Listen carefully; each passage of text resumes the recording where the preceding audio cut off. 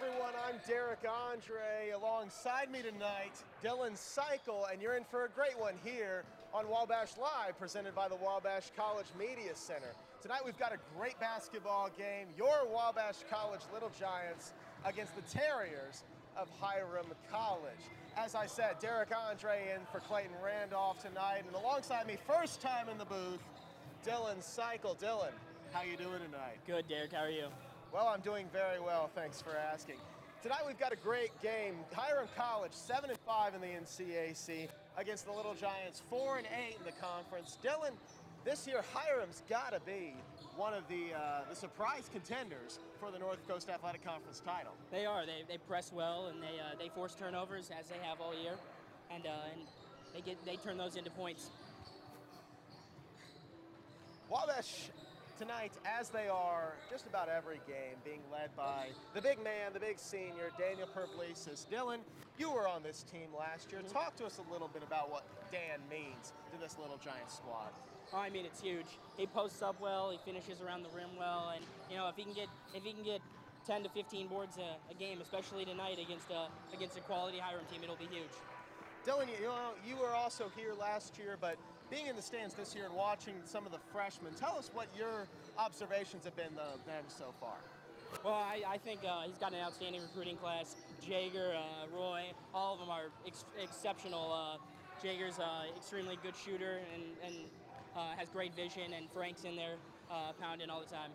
One name you'll hear a lot tonight, playing at one of the 4 guard positions for this Hiram side, Paul Ortiz, averaging 12.9 points a game, 2.5 rebounds and 1.5 assists. Dylan, he's going to be a touch matchup for Wabash.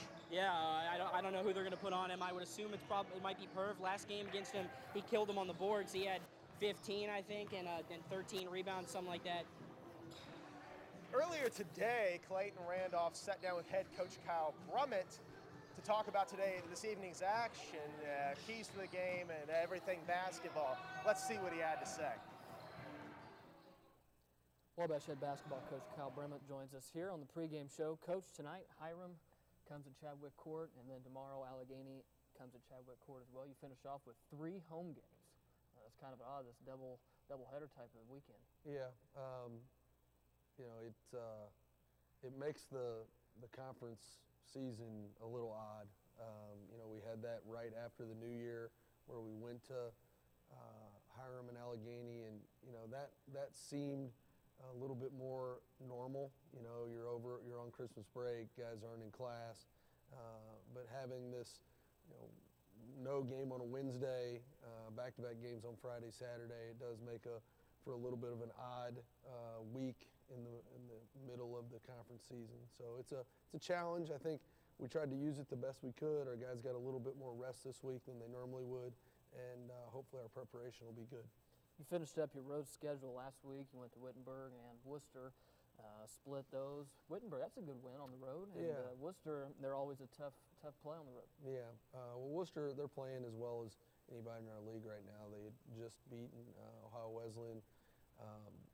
They played extremely well against us, and they've just continued to kind of creep their way back to the top of the league. It was a good win for us at Wittenberg. I mean, I think in this league, there are no easy games. There are no road games that you can't feel great about. But just with the tradition that Wittenberg has had, and the number of times that Wabash has gone in there and won, I mean, you got to let your guys know and somewhat do some teaching on the history of the series. So it was a big win for us. I would have liked to have played a little better on Saturday just to follow it up. But, going into that week, having to go to those 2 places, this team, feels pretty good about coming out 1-1. You played Wittenberg really tough earlier in the year, too, here at home. We did. I think we had a little bit of a second half lapse against them, but, they're a good team. They're an older team. They're very physical. There's a lot of similarities between their team and ours. And we definitely played one of our better games against them there. What did you learn about your team over that break? I think we're still trying to figure it out. we're a work in progress. I would like to have a little bit more consistency at this point of the season, but we're playing so many young guys and key points, and some of those guys have been in and out with some injuries. So we're still trying to figure out who we are, what works for us. We did some things against Wittenberg, coming off of the loss at home against Oberlin that were somewhat new. We played a little bit more zone. We did some full court pressure. We changed some things a little bit offensively, and it worked well for us. Worcester, they presented some different challenges than Wittenberg, so we weren't necessarily able to go to some of the same stuff that worked against Wittenberg, but that's part of the growth that this team is still trying to find. I think one of the most underrated guys that we don't talk about a whole lot is Ben Stakowski, and he comes off the bench and just does a phenomenal job, whether it's on the boards or putting the ball in the basket, and he really provides, I think, a lift off the bench for you guys. Yeah, definitely. I mean, part of the unknown about Ben was that he missed so many games with injury. I mean, I think he missed 9 games or has missed 9 games this season. That's a tough place to find rhythm. Find rhythm for him as a player, but also us as a team. I mean, he is a very important piece. This team at times struggles to find offense, and he brings that for us. So we've had in the last 3 or 4 games a real lift from him offensively, and I think what that does is some of our other scorers, they have to get comfortable playing with him. He has to get comfortable playing with them. And, I'm hoping that we're still finding that rhythm so we can use it down the stretch. Let's get back to tonight. Hiram comes to Chadwick Court, and we talked earlier, this is a really interesting type of weekend. Kind of a lot of young guys on the team, reminds you of a high school schedule. Friday night, Saturday night doubleheader. So a lot of your young guys ought to feel right at home with this. Yeah. I think the challenging part isn't the turnover from playing Friday to Saturday. The challenging part is the preparation. There's so much more preparation in playing your opponent. It just changes how you would go about preparing, not only for the Saturday game, but also the Friday game. You've got to squeeze some of your Saturday preparation in the week. Like I mentioned, we took an extra day off this week just to kind of try to get our legs back and keep some of these young guys fresh. But all of those things, change the dynamic of preparing for, what typically is a Wednesday, Saturday, and now is a Friday, Saturday. So, it's all part of the learning curve. I expect these guys will be fine with it. I think the nice piece is that we've played these teams once already. So, at least from a personnel or a philosophy standpoint, they have a little better frame of reference than they did the first time around.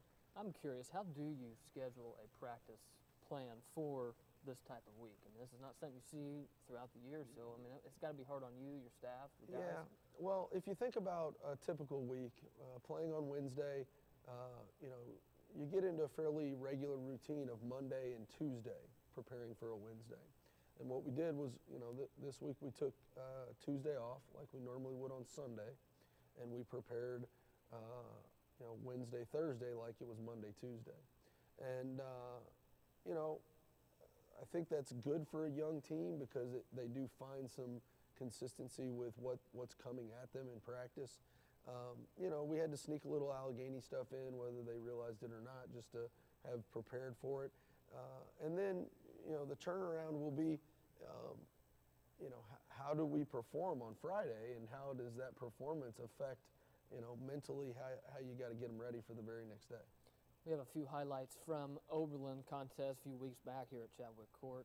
You get a look at those, and when you're playing a double header like this or a double schedule, and then you have on Wednesday senior night Ohio Westland in your schedule, that's also a challenge, I think, to fit them in as well, even though you're on, you're back to your normal routine. Yeah, I think the great thing about playing Ohio Wesleyan this late in the season is that you really get a chance to gauge your team against one of the best in the country. So I think Getting back to that weekly routine is the challenge. You know, you hope in the back-to-back games you stay healthy and guys can use that Sunday to somewhat recover.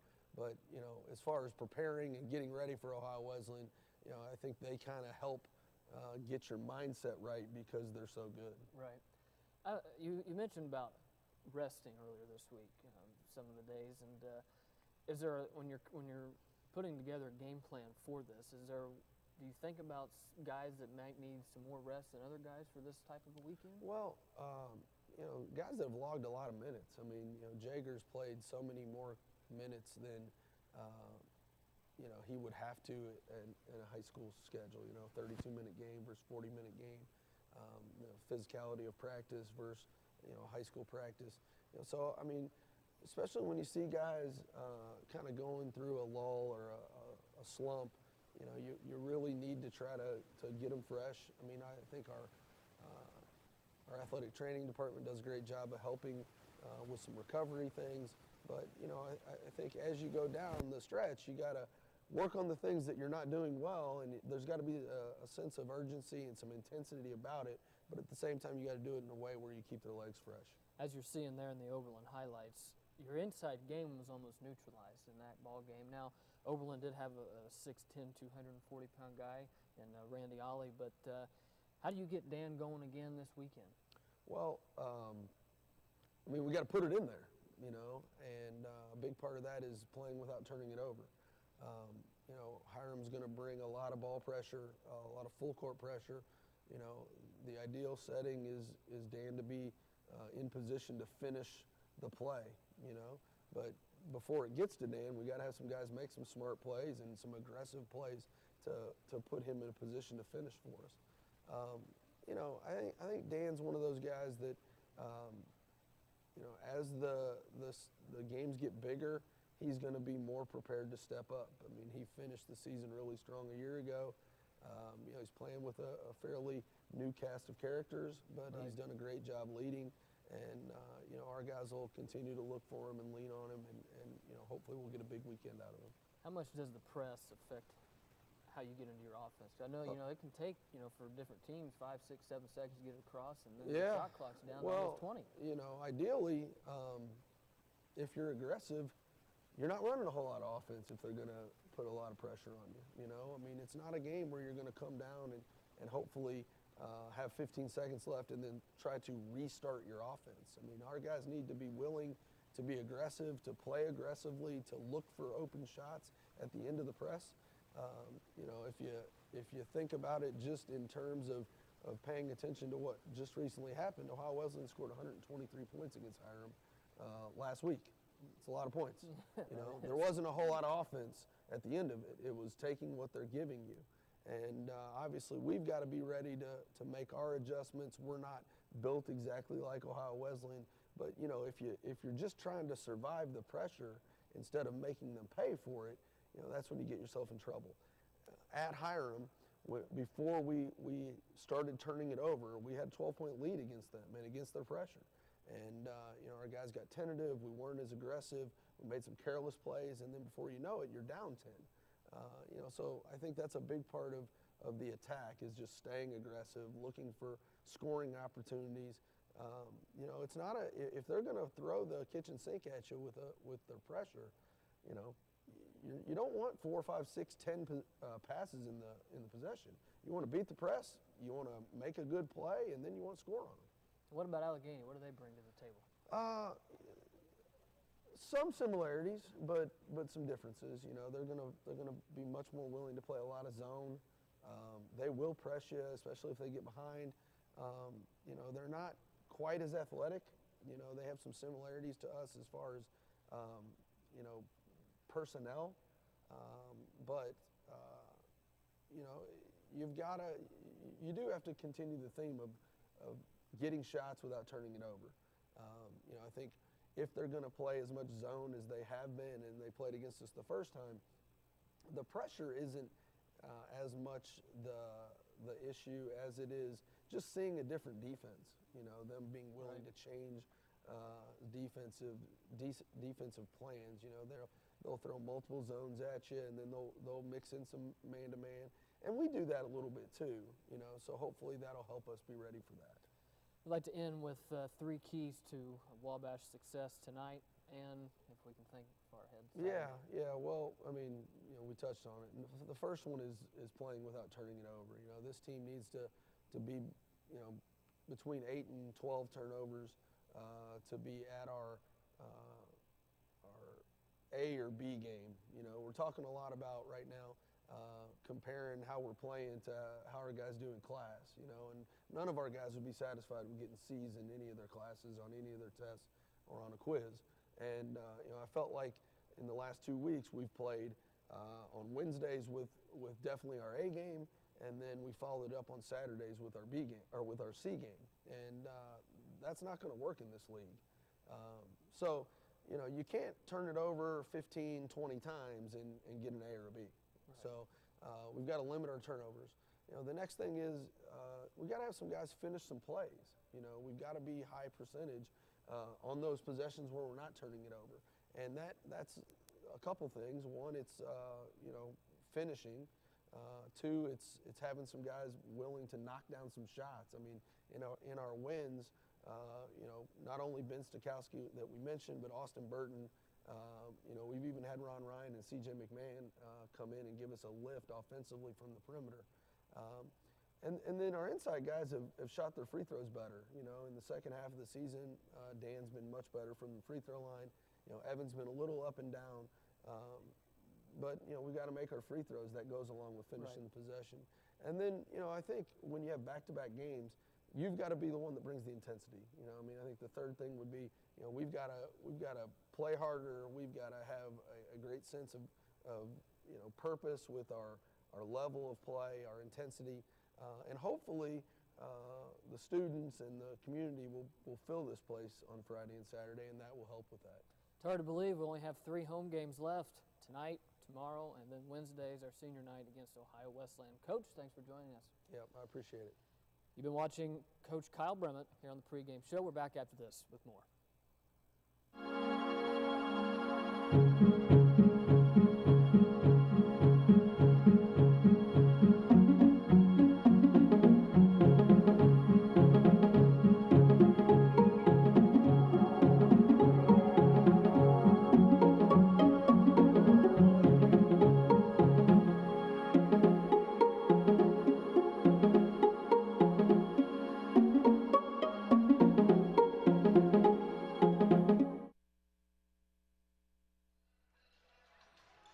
Back here in Chadwick Court, Derek Andre alongside Dylan Cycle. You see it there on your screen. Wabash versus Hiram tonight.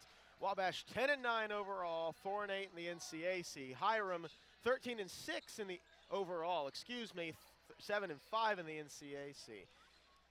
Well, Dylan, you heard it there in the pregame. Coach Kyle Brumet's 3 keys to tonight's game.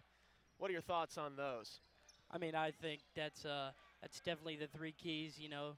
Those limiting turnovers. Last game, we had 20 turnovers, and they only had 6, I believe. You know, finishing plays, if Perv can finish around the rim, we'll win this game. You see it there, folks. Keys to the game: limit turnovers, finish plays, and bring the intensity. I think one thing that's not talked about enough with this Little Giants side is intensity. You'll have games when they come out and they look really flat, and then you'll have other games when they come out and they just look amped. Dylan, what do they need to do tonight to look more amped than they do flat? One thing that's going to be huge is breaking the press. I'm sure that Hiram's going to set some kind of press, and we gotta break it in some way. Let's take a look at some of tonight's key players for tonight's game. Dylan, you've got those for us? One for Hiram is J.J. Woodson. Last game against the Little Giants, he had 30 points. I think he forced about 6 or 7 turnovers, and that was huge for the Little Giants. Burton as well. Burton's huge during the game, and he I couldn't hear it. Burton's huge as well. If he can guard Woodson and box him out, that'll be huge for the Hiram Terriers. Oh, God. Conference standings tonight, Wabash sitting pretty comfortably in 8th place in the conference at 4-8 in the conference. Kenyon at 5-8. Wabash will have a chance to come into a tie for 7th. You see it there on your screen with a win tonight. A loss tonight, would drop Hiram to 7-6 and really plug up the middle of the conference table.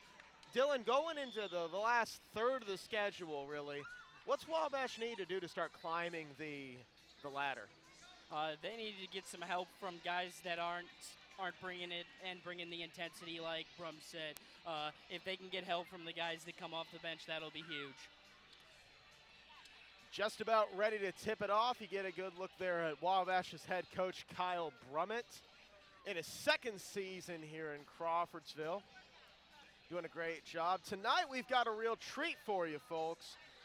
Girl Scout Troop 7078 is in Chadwick tonight to perform the national anthem. That troop has more than 30 Girl Scouts ages kindergarten through 6th grade. That's Girl Scouts from Troop 7078 of Montgomery County. So let's throw it over to public address announcer Clayton Randolph for tonight's national anthem.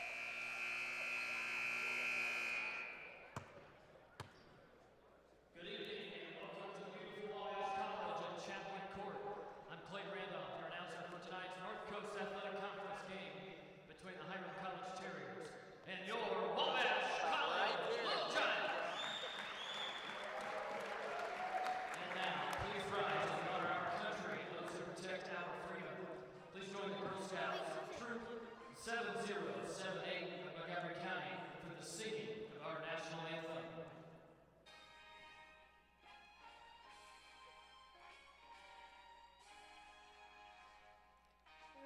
Say, can you see by the dawn's early light what so proudly we hailed at the twilight's last gleaming, wounds red stripes and bright stars through the perilous fight?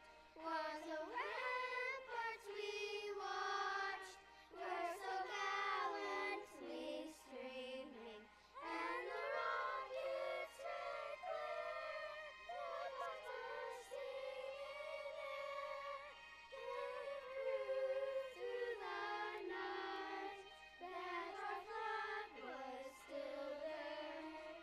Oh, say does that star-spangled banner yet wave for the land that lies free and the hope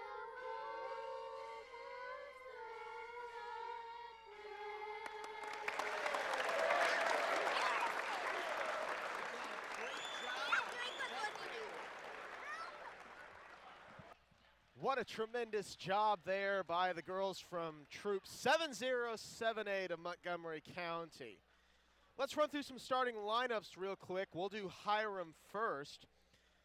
Starting at one guard position, number 3, J.J. Woodson. He's a senior, 6'1", 185 pounds, out of Oakwood Village, Ohio. Number 4, Isaiah Matthews, sophomore guard, 6'3", 190, out of Orlando, Florida, and he's a long way from home. Austin Recolt, number 10, senior guard, 5'11", 160 pounds, Salem, Ohio. Number 23, Paul Ortiz, you heard about him in the pregame. Sophomore guard, 6'2", 175 out of Canton. Wonder if he's a football fan. And Kelvin Jones, sophomore forward, the only forward in this Hiram's starting lineup. 6'5", 230 out of Sheffield Lake, Ohio.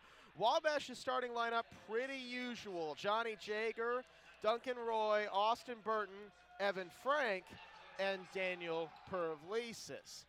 Dylan, you've had enough time to watch these guys. You've played against them personally, and you heard Coach Brummett's keys to the games going in. You have anything that you want to add to that? Well, defending J.J. Woodson's going to be huge. He's one of the key players, and if Burton can do well on him, I assume he's going to guard him. It's going to be huge for Wabash. You know, aside from these starters, Wabash, you know, likes to get a lot of production out of their bench. Every team does. But if you're looking at one guy outside of this five-man lineup that's going to have a big game tonight if Wabash is going to come away with a win, who would you say that has to be? I'd say it's Ben Stakowski. He's returned, and he's been a huge part of the Little Giants' success. And if he can contribute in a big way, they'll have a better chance in this game. Get a good look there at Johnny Jager, Duncan Roy, and Austin Burton. Evan Frank going through the walkout right now, just about set to tip it off here in Chadwick Court. It's going to be a good one tonight. Hiram College, 13-6 overall, 7-5 in the NCAC. Wabash College, 10-9 overall, 4-8 in the NCAC. This game on a Friday night, it's weird, it's strange. Guys aren't used to that. So we'll see how both teams are able to handle the strange start time. Guys are normally used to that Wednesday, Saturday type schedule, but playing Hiram and Allegheny back-to-back like this is huge if the Wabash Little Giants can come away with two. Tonight's officials, Chris Fuller, Eric Lowe, and Andrew Barnes. We're just about set to tip it off here in Chadwick.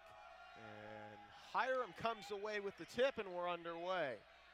Recolt crosses the timeline, gives it to Ortiz. Ortiz to Woodson. Back to Ortiz, 4-3. No good off the front iron. Pervlesis with the rebound. Wabash will come the other way with it.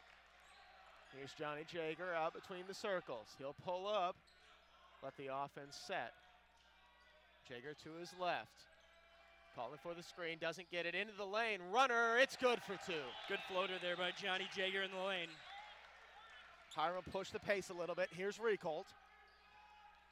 Trying to cross him over, gets the ball into the lane. That was Matthews for two. Hiram will press early.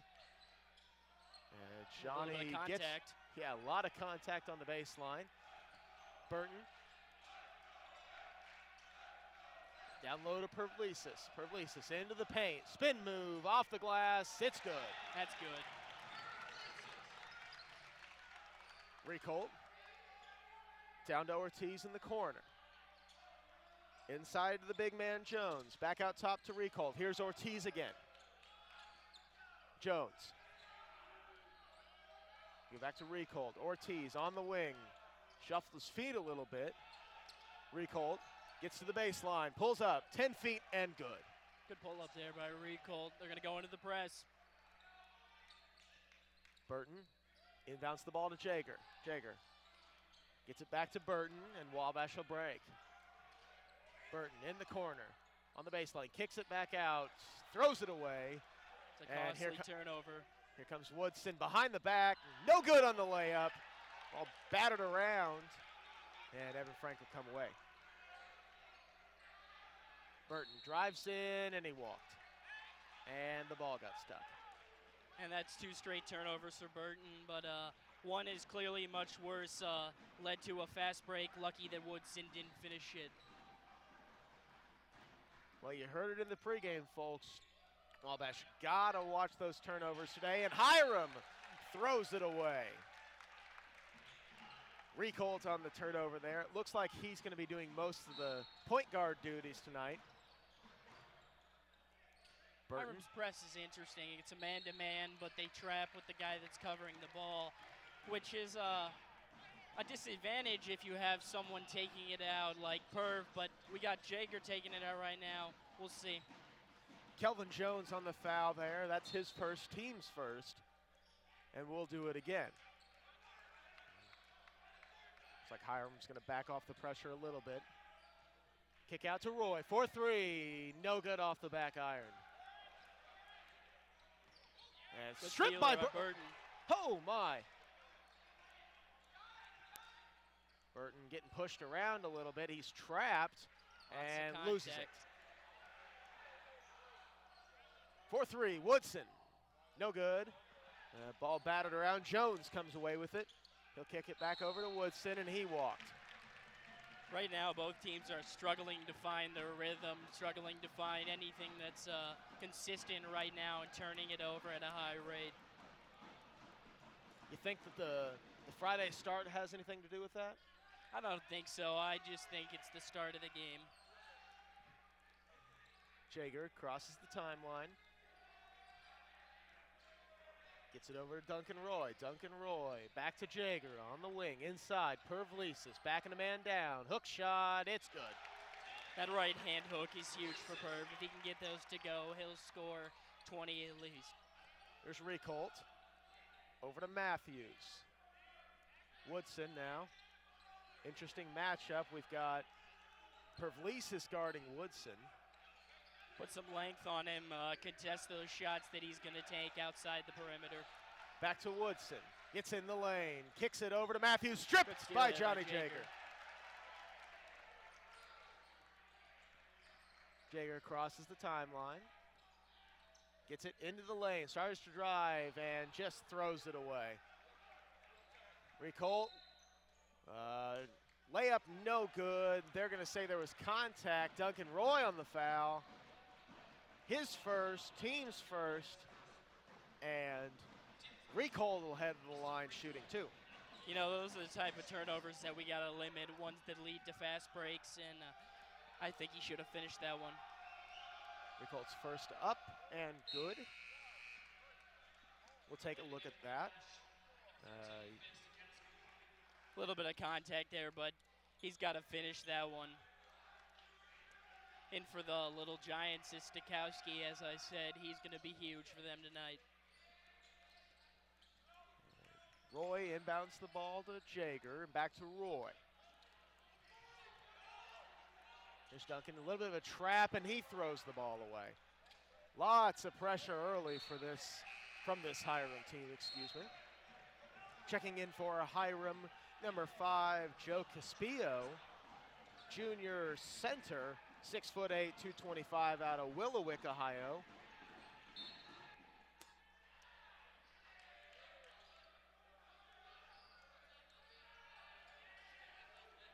Here's Recolt. Down low to Caspio. Up top, that's Matthews, and they're going to say he traveled.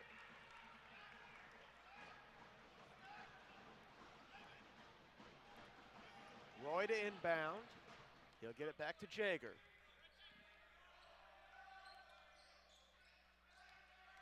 Across midcourt, give it to Stikowski. He's played very well since coming back from injury. And they're going to call a foul down low on Caspio. He had his forearms in his back. That's going to be a foul all day. His first, team second. And Wabash will inbound. Ball inbounded to Roy. They'll give it back to Jaeger. He'll pull up, 4-3, no good. Not even really close. And Hiram will come the other way there. Here's Woodson for 3, no good. Ball battered around down low. They're going to call it a held ball between Caspio and Roy. Possession arrow favors the Little Giants, so Wabash will inbound. Woodson complaining to the ref there about if he thought he was fouled. You know, I don't know if he was, but he should knock those down at a higher rate. Austin Burton to inbound for Wabash. Looks like Ortiz is going to be the man on the inbounder. They'll give it back to Burton. And he crosses midcourt with 22 on the shot clock. 15:30 to play here in the first half. 6-all is the score in Chadwick Court. Logan White has checked into the ball game for Wabash. Stikowski pulls up, 4-3, it's good. Good shot there by Stikowski. Recolt sets up the offense, gives it over to number 12, Jeremiah Thomas, junior guard from Cleveland. Here is Thomas. Down low to Caspio, trying to go to work on Logan White. Very travel there, Derek. Yeah, very close to a travel. Coach Brummett wanted one, but it didn't come. Here's Jaeger Over to Burton. Up top to Stikowski. Thought about it, didn't. He gave it to Jaeger. Jaeger, back up top to Stikowski. 4-3, no good. Rebounded by Caspillo. It's a good shot there by Stikowski. Those are the kind of shots Wabash wants. Ortiz for 3, no good. Hiram will come away with the rebound, though. That's Thomas on the rebound. And they're going to call a foul on Johnny Jaeger. Guess he reached in there. That'll be his first, team's second.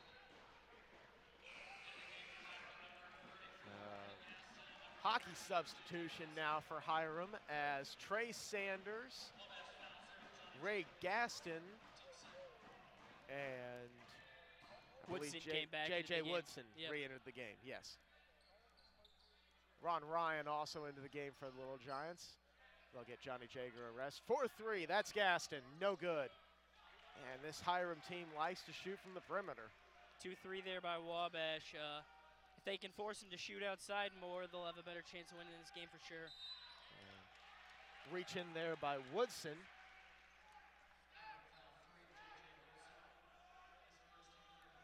His first, team third. And Ron Ryan will step out to inbound the ball.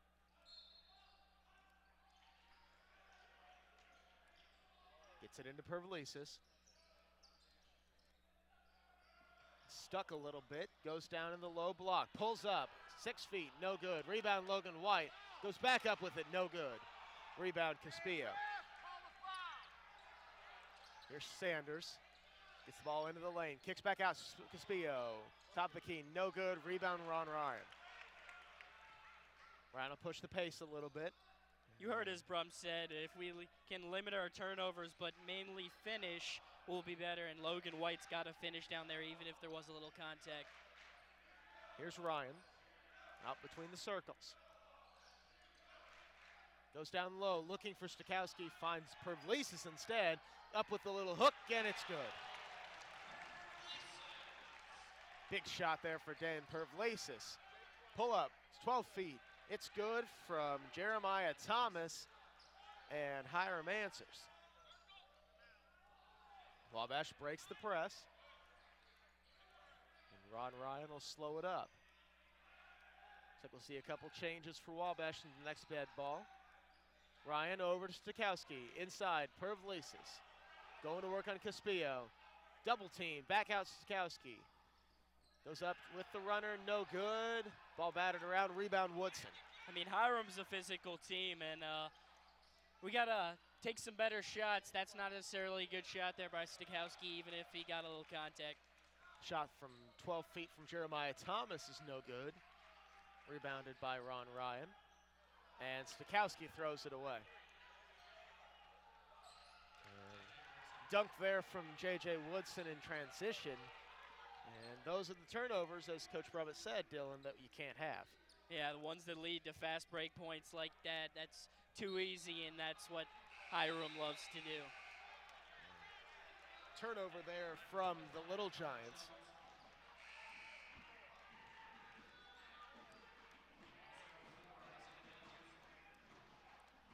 That is Wabash's 7th turnover in just 8 minutes of action.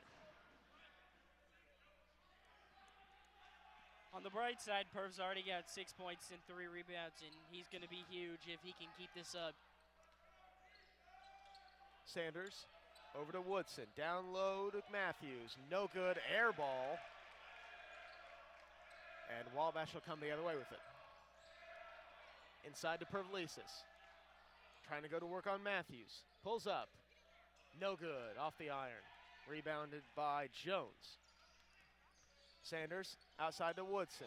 Into the lane with the nice little move. I don't know what to call it. And blocked by Evan Frank. Oh my. Kick out to Woodson though. Woodson back to Matthews. No good.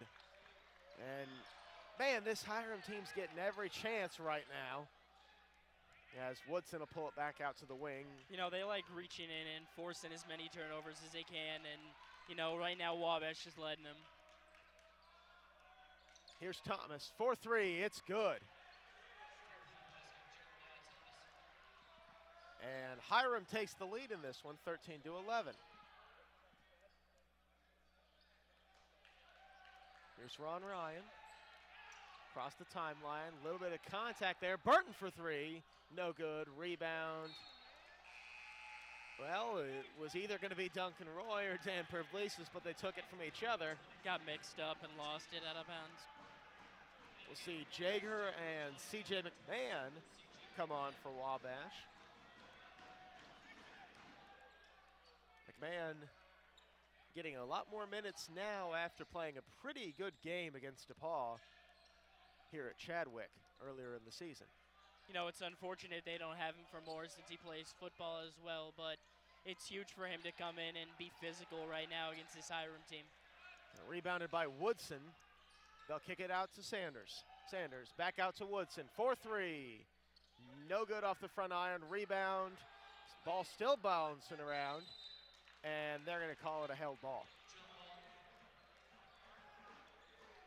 Right now, Woodson's 1 of 5 from the field, and pretty much his only one was the layup. You know, if we can force him to take more shots than he scores points, they're going to have a better chance of winning this game. Possession arrow favored Hiram. The ball gets kicked out to Woodson into the lane, and they're going to call the foul on the floor on C.J. McMahon. This is not the NBA, so continuation doesn't matter.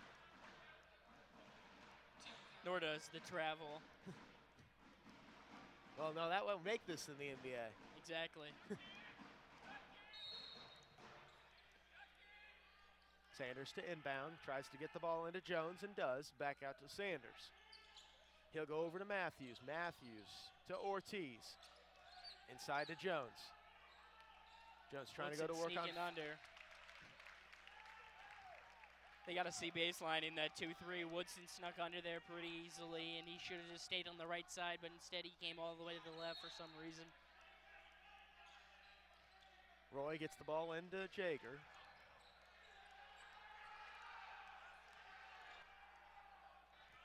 Pavlidis in the lane. 4-2, and it's good. Another good bucket by Pavlidis. Set up high, good pass by Jaeger. That's Ortiz, 4-3, no good. Rebound Jones. He'll go up with it, no good. Evan Frank will come down. Ball head to Pavlidis. Into the lane. Trying to go to work, won't do it. Kicks it back out to Jaeger. Jaeger into the paint. Good take there by Johnny. Floater's good. Here's Sanders. Over to Ortiz. Ortiz to Jones. Jones back out to Sanders. Back to Ortiz. 4-3. No good, rims out. Ball still bouncing around, and Evan Frank will come away with it. Jaeger crosses the timeline. Top of the key. Tries to get into the paint, and they're going to call a foul on Evan Frank. Moving screen, I guess. At any rate, Hiram will come the other direction with it.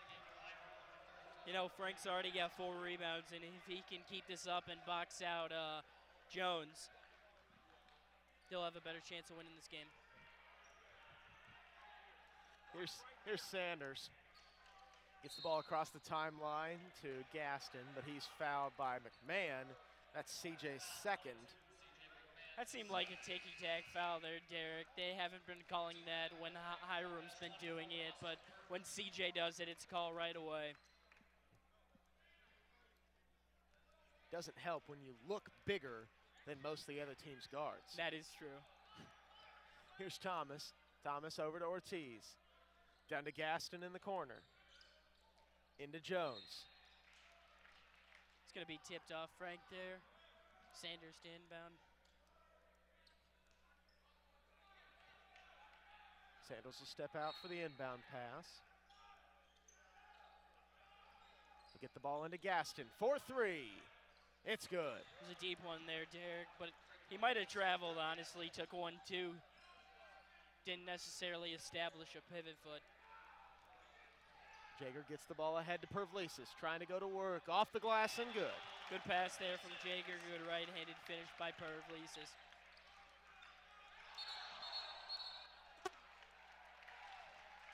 I think that was Thomas. He fell down in the paint, and that's a travel, according to the rules. At least the rules as I understand them. True. We're going to get a 30-second timeout from Hiram here. We'll stay here. Looks like Ben Stakowski's going to check in for the Little Giants. Dylan, you've watched nearly 12 minutes of action thus far. What do you think of tonight's contest? Well, Hiram's not necessarily the most disciplined team. They double team in the half court. They try to trap anywhere they can. But Jager's making some good passes right now, and if he keeps going and keeps getting it to Perv, who's finishing at a pretty high rate right now, 5 of 7, it'll be huge. Take a look at that travel there. Yep, just fell and skidded across the floor. Might have been a little contact there, but the refs haven't been calling it the other way, so they let that one go.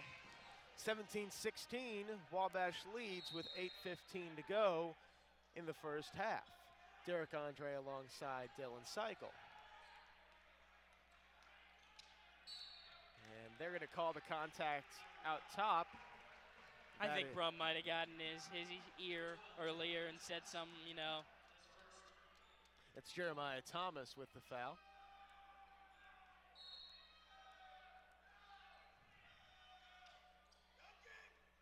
Burton gets the ball into Stakowski, who throws it away.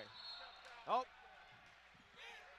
See, like I said, Derek, there's 2 gambles on that one possession alone. They gambled for the inbound pass, and then he gambles over there for the long pass. That's what Hiram's all about. They want to force turnovers and get easy buckets.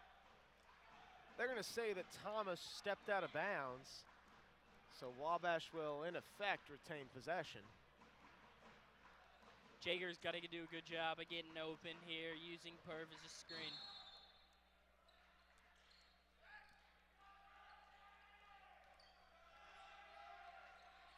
Here's Jager out between the timelines. 4-3. It's good. Double ball screen there. Good shot from Jager. Recolt back in for Hiram. He'll get it over to Thomas. Thomas trying to do work on Duncan Roy. Loses the handle. But Hiram will retain possession. Recolt on the other wing. Gets it down low to Gaston from 15 feet, and it's good. You know, in that 2-3, the baseline's wide open, and Gaston exposed it there and hit a pretty open shot. Here's Jager, crosses the timeline. Gets it down to the baseline for Stakowski. Inside, to Pervlesis. Left hand, no good. Rebounded by Gaston. Right now, Jager's doing an excellent job breaking the press. He's getting double teamed, and he's doing well. Gaston for 3 from the top of the key. Man, he's been on fire from outside the arc tonight. It's 2 of 3 to start the game. Hopefully he cools down a little bit. Jager throws it away, straight to Thomas. Up for layup, and it's good. You know, right when I said it, Jager turns it over. Yeah, Wabash is going to take a 30-second timeout. We'll keep it here. 6:51 to go in the first half. Hiram leads this one over the Little Giants, 23-20. For more information on what it takes to become a Wabash man, visit our website at wabash.edu. You'll get all the information you could possibly want to make an informed collegiate decision. You know, Derek, why don't you tell the audience at home about our living situation? So Dylan and I live in the same house. We live in a house here on campus, and I think the guys in the house are watching tonight back home just to get a kick out of us two, hopefully saying or doing something stupid. So hi guys, great to know you guys love us and everything like that. Thanks for listening. Jager gets the ball up to Roy. Roy to Stakowski out on the wing. Tries to go baseline, nothing doing there. Back out to Duncan Roy. Roy over to Burton. Burton. Back out to Stakowski. 4-3. No good off the back iron. Wabash going pretty small right now, trying to match up against this Hiram team. Only Got one. basically 4 guards in playing the perimeter and in the 2-3. 4-3, and it's good. That's Paul Ortiz. As we said, he's going to be huge. Big player, and Hiram extends the lead, 26-20. Jaeger crosses midcourt, gets it inside to Pervlesis, trying to go to work on Jones. No good with the right hook. Good pass there by Jaeger. The kick out to Thomas. Back out to Gaston. Here's Thomas in the corner. Reekson for 3, and it's good. Reekholt, excuse me, for 3. You know, right now, Wabash isn't doing a great job of covering the corners, but that's hard in a 2-3. That's what, that's what happens when you choose to do that. If you were Coach Brummett, Dylan, would you think about maybe going away from the 2-3? Well, because they play 4 guards, it's hard to, or unless we're going to play 4 guards the whole game, and that's not what Prum likes to do. Prum likes to get inside and finish around the rim like Perv just did right there. A great left-hand finish from Perv as the floater no good from Jeremiah Thomas. Jaeger into the lane, that's good for 2. And Brum's right to do that. We got great post players. Perv's a great finisher around the rim. I'm curious to see if it'll change next year because Perv won't be here. Here's Jones. Back out top to Reekholt. Over to Ortiz. Here's Gaston. Back to Thomas. Back to Reekholt. Into the lane. Puts up a floater, and it's good. 31-24, Hiram leads with about 4.5 to go here in the first. Roy into the lane. The runner's good. Good little impromptu screen there by Pervlesis. Here's Reekholt. Top of the key to Gaston. He's getting greedy, and he airballed it. Guy in his face. That one was just a heat check, as they might call it. Here's Jaeger. Gets into the lane. Pulls up. Tough shot. No good. Lots of contact there. Maybe an extra strap, and he can finish at the rim next time. Gaston's finish, no good. They're going to say Johnny fouled him. That's Johnny's second, team's 6th. One more foul, and Hiram will be in the bonus for the next, well, we're under 4 minutes, so it won't be that big of a deal, but Gaston will shoot 2. I'm curious to see if Brum's going to take out Jaeger here. He's got 2. Gaston's first up and good. Yeah. Jaeger will head to the bench. Looks like he's going to have Burton trying to break their press.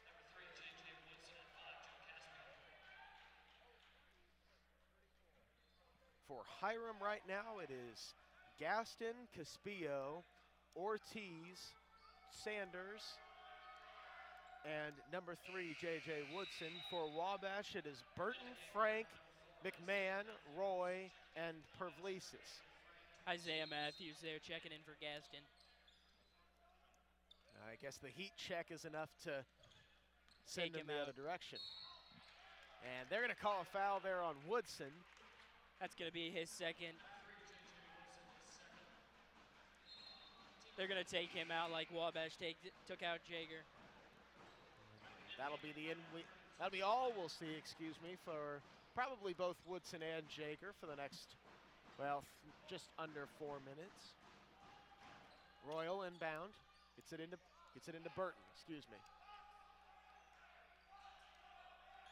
Burton out between the circles. Over to McMahon, lost the handle. Gets it back, goes baseline, and he's fouled. They're gonna call it on the ground. You know, Hiram, they try to force turnovers because they want the turnovers, but also because they want to speed up the game. And, you know, if they can get CJ going that fast to the rim, it's going to help them. And ball thrown long way into the backcourt. And Burton will come the other way with it. Here's McMahon, back to Burton. Back to McMahon, inside to Frank, trying to go to work on Caspillo. Has a shot blocked, but they're going to say he was fouled on the way up. Good post entry there by CJ. And the left-hander will shoot 2. Decent turnout tonight for a Friday evening affair. Nice crowd for Wabash. The Chadwick Crazies are always loud, and we got the Rhines underneath the basket. This is, I believe, our first game with Rhines this semester. It is.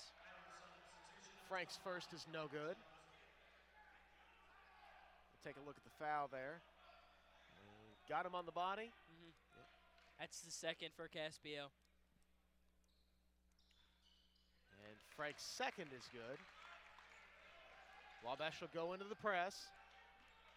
Try to see if they can't put a little pressure here on Hiram. Here's Sanders, 4-3, no good. Rebound, batted around. Still batted around, Jones comes away with it. Here's Ortiz, 4-3, no good. Still batted around, ball still bouncing, and Evan Frank will come down with it, and he's fouled, and that'll be the bonus for Wabash. Frank comes down with his fifth rebound, go to the line. That was Isaiah Matthews on the foul, his first, team's eighth.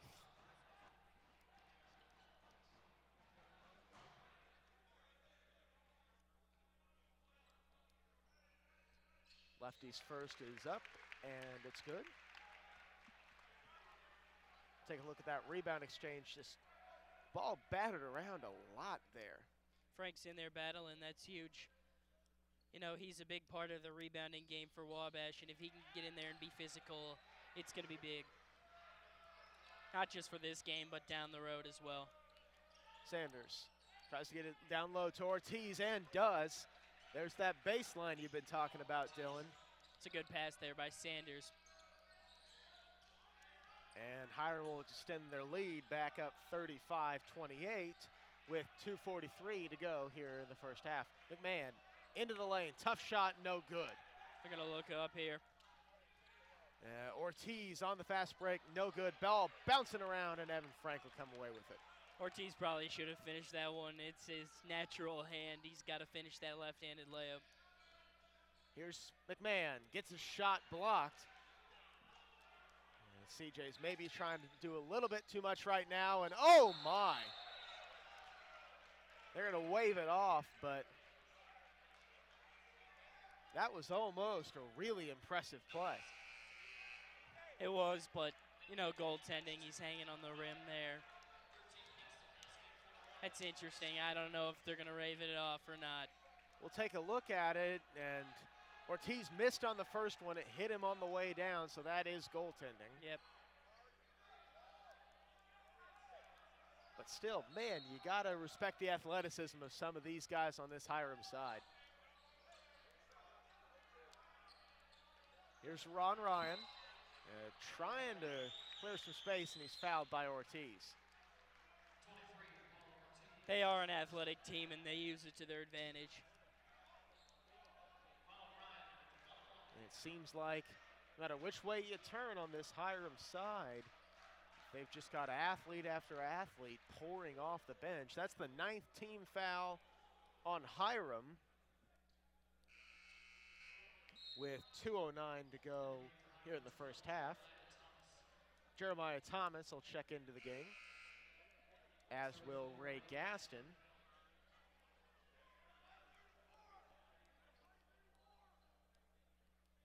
Ronald Ryan here at the free throw line. He's got to knock at least one of these down. Like to limit the deficit going into halftime. Ron's first is up and good. Take a look at that out top, and just too much contact there from Ortiz. Ron's second off the back iron, no good. Ball still bouncing around, and corralled by Ray Gaston. Sanders, top of the key. He'll get over to Ortiz, down low to Gaston, back out top to Ortiz, to Sanders, kicks around to Thomas, into the lane, ball still bouncing around and out of bounds. Gaston couldn't handle it. You know, in that 2-3, you force him into Cam there, and that's big, especially Cam. He's pretty big.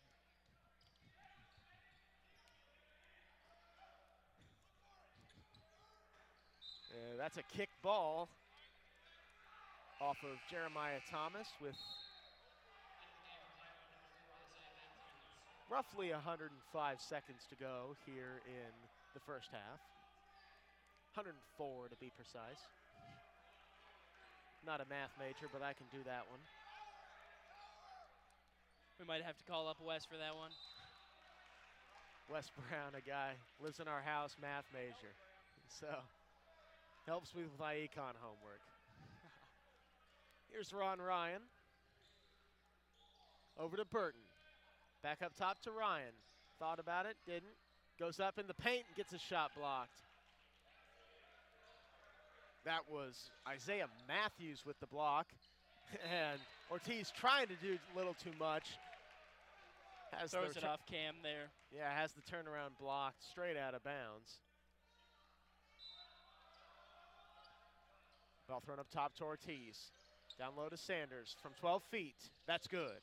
You know, one of the interesting things about them playing a 2-3 is when they take it out of bounds, it's hard to defend when they line up, you know, 3 guys low and 1 guy high like that. That's an interesting matchup for Wabash if they're going to play the 2-3 the whole game. Looks like we'll see Johnny Jager check back into this one, as will Ryan Greenwood, a 6-foot sophomore out of Fairport Harbor, Ohio. Dylan, you're from Ohio. You have any idea where that is? Yeah, a little bit. I know where most of these guys are from. And I say that's a foul on Greenwood. Gets in for 10 seconds and picks up his second foul. That's the 10th team foul on Hiram, so Wabash will shoot 2 the rest of the way. You know, this is an interesting move by Brum, putting Jager back in when he's got 2 fouls. I wonder if he's going to sub him out after these free throws so he doesn't get a third. Yeah, Johnny misses the first. We'll see what he does with the back end. Get a look there at the Rhines behind the basket. And Jager will make the second. And Ronald Ryan's going to sub in for him. You called it, Dylan. Plenty of Rhines this semester. They got a good turnout. Too bad I don't think I know any of them. Sanders crosses the timeline close to an over and a back. They'll go back up top to Trey Sanders. Here's Greenwood. Back to Sanders. Cross court to Ortiz. Back to Sanders. Tries to get in the lane. Does. Runner over Pervlesis, no good. Put back by Jones, no good, and he's fouled on the 3rd attempt. Got a lot of contact there, but, you know, they got to box out. They can't let him have that many shots. Austin Burton with the foul, his first, team 7th. Jager's going to check back in for Ryan, doing an offense-defense thing so that Jager doesn't get a 3rd foul, excuse me. One of the big numbers, you see it there on the bottom of your screen. Wabash getting out-rebounded by Hiram, 25-15 here in the first half. That's not a statistic you like if you're a Wabash fan. You know, Frank's doing much of the heavy lifting for Wabash right now. He has 6 of their 15 rebounds, and Pervlesis needs to do a better job rebounding right there as an example. Kick back out to Ricolt. Over to Greenwood. Down low to Matthews. Matthews, no good. Rebounds Stokowski. And Wabash will come the other way with it. No shot clock. So you got to imagine Wabash is going to hold for the last possession. They'll go up top to Jager. Jager pulls it back. He's going to run out the clock here, Derek. He'll take the last one. For 3, Johnny Jager from deep, and it's good. Big shot to close out the half. Ricolt from half court, not even close. And that'll do it for the first half of action. That's a big shot there by Jager. Gets some momentum going into halftime. 38-33, Hiram leads this one at the break. We'll take a break as well. Again, Wabash trails 38-33 at the halftime. You've been watching Wabash College live basketball here on Wabash Live, presented by the Wabash College Media Center. Again, at the half, Hiram 38, Wabash 33. Something I discovered in myself is that if I have a goal, then I can accomplish it. It's a well-rounded experience. At a Division III school, you primarily a student athlete, so the school is really shaped around you developing yourself as a complete individual. It helps a lot that you have a family with your team that can guide you.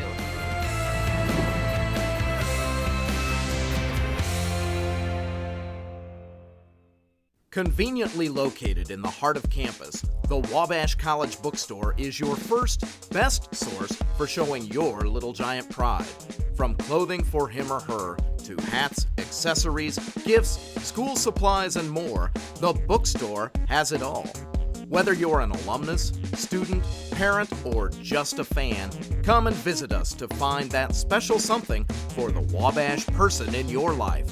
Wabash always fights. Division III schools offer academic scholarships instead of athletic scholarships. This really puts the focus that the student athlete needs to maintain that GPA. I did receive a non-athletic scholarship upon entering school. I got the presidential scholarship, which was huge for me. I think there's more opportunities for academic scholarships in Division III. A lot of people pick schools just based on the sport and don't get that experience. Being a Division III athlete and developing my leadership skills has definitely put my name out there and helped me get more recognition on campus, but more recognition nationwide. I did win the Jostens Trophy, which is based on leadership, academics, and then how well you do on the court. I'm also the Schwartz Scholar of my class. Schwartz Scholarship is basically a scholarship that is given to a student who's identified as a likely leader. And the end of the day, it won't matter how they play on the field, it will matter how they do in the classroom.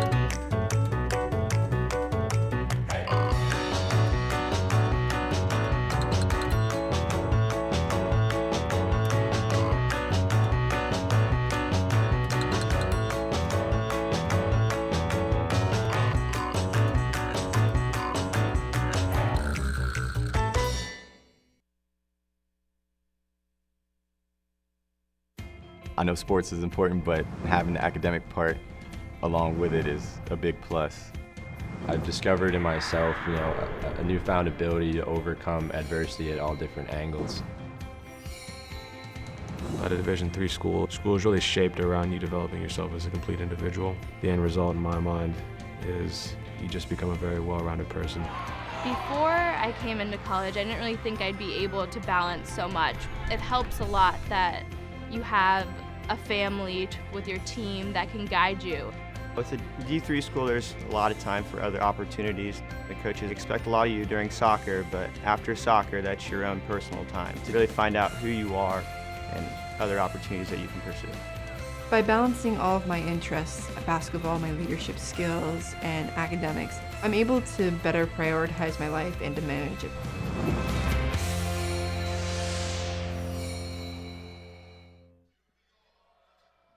Welcome back to Chadwick Court. Derek Andre alongside Dylan Cycle.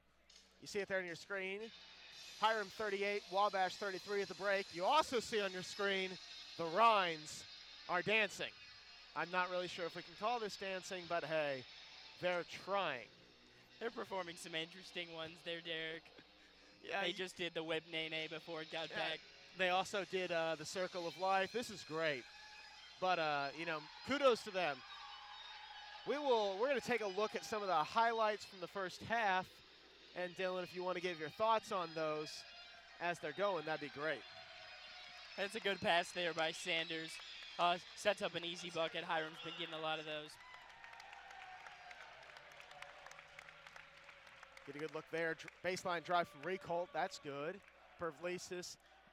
So far in the game, you got to say that Pervlesis, he's been a little quiet for I mean, he's for got Wabash. 12, and it's a quiet 12. Yeah, I think it's been a quiet 12, but almost all of Wabash's production tonight, Dylan, coming from Johnny Jager and Daniel Pavlisis. I mean, that's what you can expect most games. They're two most consistent finishers from the three-point line for Jager and around the rim for Pavlisis. Big shot there from Ray Gaston. He was 2 of 4 from behind the arc with 1 air ball. And there you see another jumper by Gaston. You know, if Wabash is going to play that 2-3, they're gonna get some open shots, and you know, you just gotta hope that Hiram won't knock as many down. Good little finish there with the left hand by Pavlisis. Good look off there by Jager.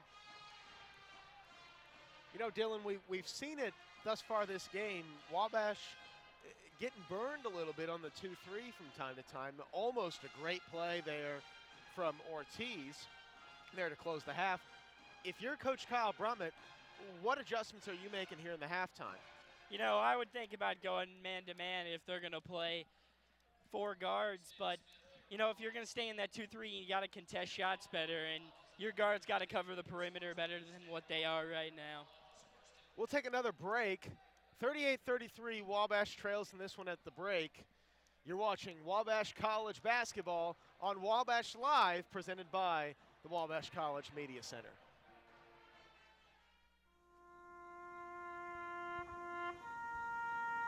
At Arlington National Cemetery in Washington, D.C., a memorial stands to honor unidentified service members lost on the field of battle.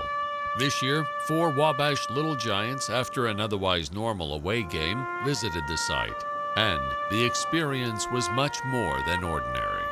We were able to be a part of laying a wreath at the tomb of the unknown soldier, something that not everybody gets to do every day. We actually got to walk past the chain link fence and to stand in front of everybody and stand in front of the shoulders while they played taps.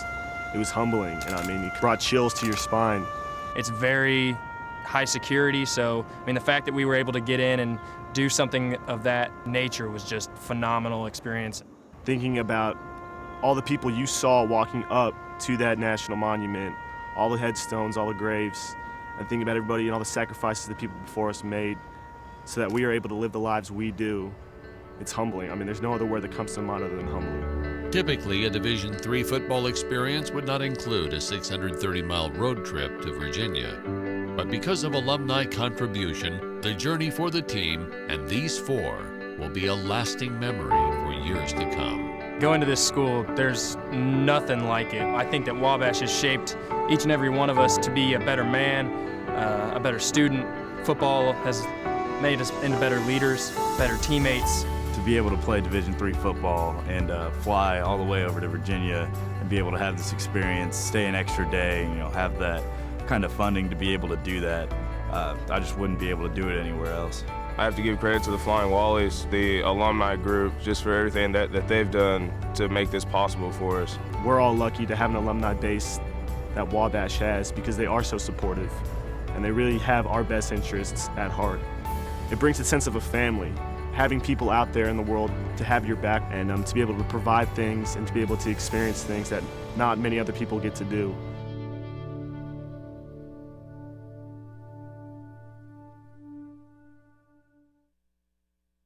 Division III allows you to be able to give yourself to other things. Not even just participate in them, but really get involved with them if you want to. There's a lot of interaction. It's not just sitting back, taking notes. You're actually doing hands-on things and better preparing yourself for your major. Choosing a Division III school, I've had the opportunity to develop my leadership skills and to be more involved on campus. Division III in athletics, you know, affords students the opportunity not only to participate in intercollegiate athletics at a competitive level, but also gives them the opportunity to, you know, engage in the other interests in their campus and in their lives outside of that sport and outside of the academics on the campus. And to have opportunity to have time to join clubs and being able to play basketball, it allows you to just be able to do everything you want to do. I wouldn't change it for the world.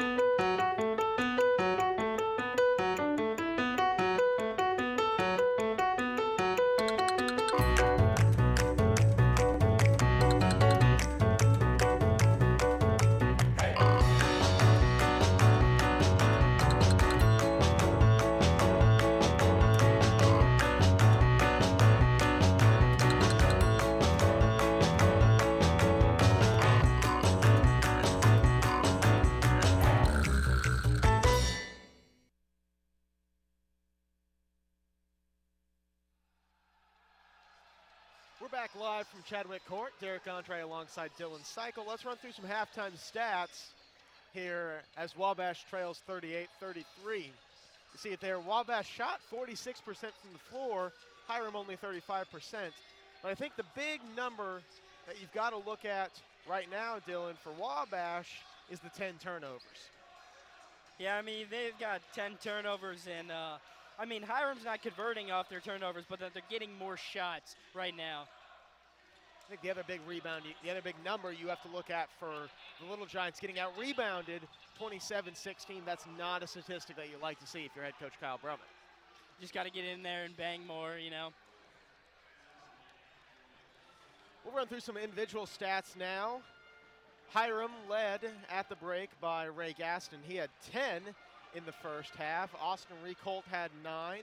Paul Ortiz had 5. Jeremiah Thomas had 7. And nobody else had more than 2.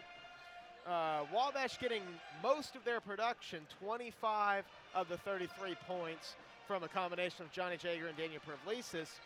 Jager had 13 on 5 of 7 shooting. Pavlisis had 12 on 6 of 10 from the floor. Evan Frank doing most of the rebounding work for Wabash. He had 6 rebounds. Duncan Roy had 3. Daniel Pavlisis had 3. Kelvin Jones doing most of the lifting for Hiram. He had 8 rebounds in the first half, but 4 of those coming on the offensive board.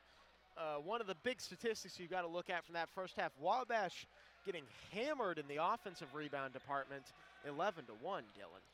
You know, that's going to create more shots, and they've gotten 12 extra shots. You mean, it's 14 of 40 for Hiram and 13 of 28 for Wabash. You know, it's a higher percentage for Wabash, but Hiram's getting a lot more shots. Wabash shot, as we said, 46% from the floor. Not a bad shooting percentage for the first half. 3 of 8 from behind the arc. That's good for 37.5%, and they were 4 of 8 from the line, 50%. Hiram was good for 14 for 40, 35% from the floor. 5 of 17, 29.4% from behind the arc. And they were 5 of 6, 83% from the line. You know, one of the big things I see, Derek, is, you know, Woodson's a key player in this game for Hiram, and he's only got 2 points. He's attempted 6 field goals, and if Wabash can keep that up and make him keep shooting shots that he's not going to make, they're gonna have a better chance in the second half.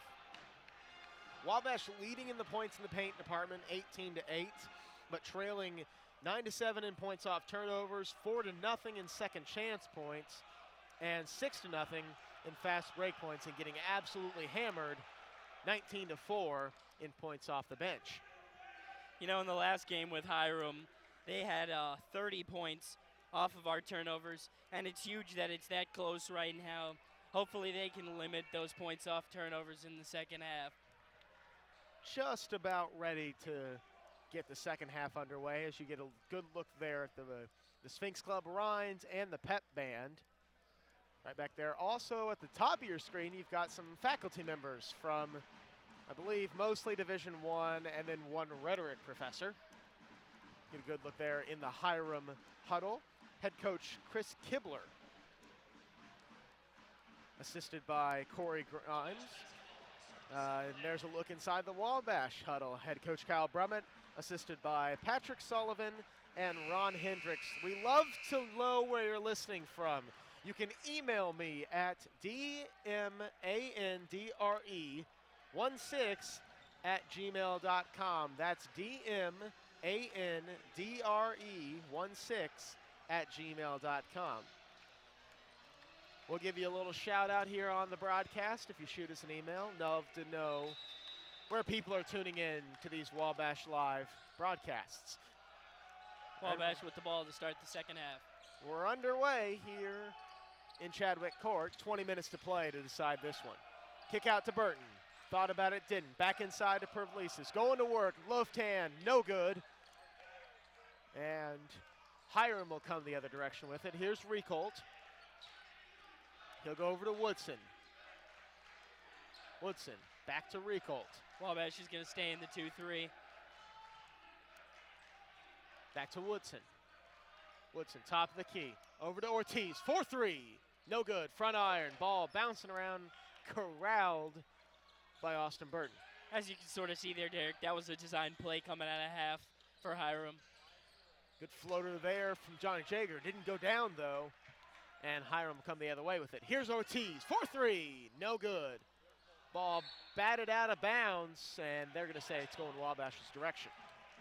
You know, Ortiz isn't shooting the ball well right now. He's 1 of 8 from the three-point line and 2 of 11 from the field, and he's only got 5 points. That's huge for Wabash. Make him take more shots than he has points.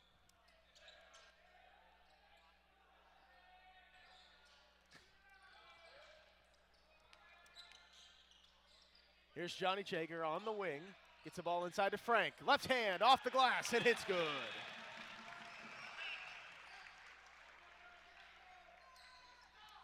Recolt crosses midcourt on the wing.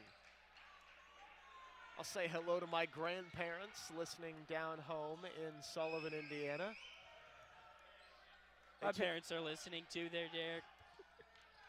My parents are here. Here's Matthews. Woodson, 4-3, no good. Batted around, rebounds, Duncan Roy.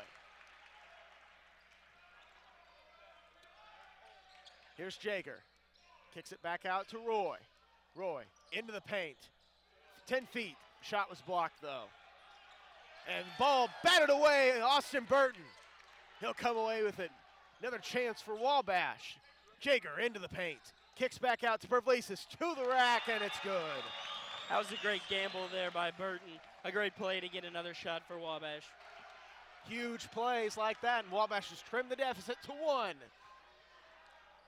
You know, that 3 at the end of the half by Jager was huge. Recolt, 4-3, and it's good. That'll cut the momentum for Wabash as Hiram gets the lead back up to 4. And they're going to say Jager was fouled. Woodson on the foul there. You know, Recolt's 3 there is huge. Stopped a little run by Wabash early. That's Woodson's 3rd, and he'll go to the bench. That's a big loss for this Hiram team. Be curious to see when he subs him back in, Derek.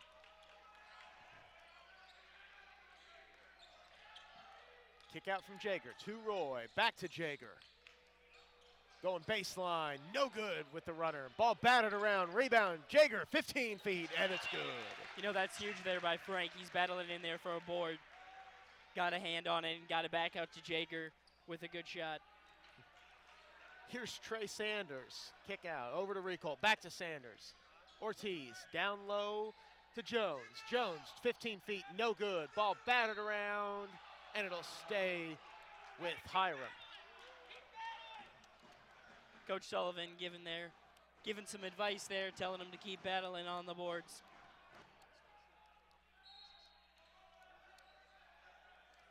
Ball inbounded by Sanders. Ortiz, good for 2 points. Good left-handed finish there by Ortiz. Here's Jager on the wing and down low to Pervlesis. He'll put up the right-handed hook. It's good. Good right-handed hook there by Pervlesis. You know, that's where most of his points tonight have come from. Hopefully he can continue that. Here's Sanders out between the circles. He'll go over to Recolt.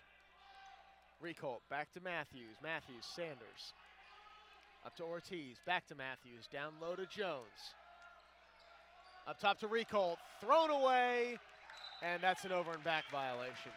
Recolt kind of just lost the ball there in the air. Can't do that. And that's a careless turnover there, Derek. It's another turnover for this Hiram team.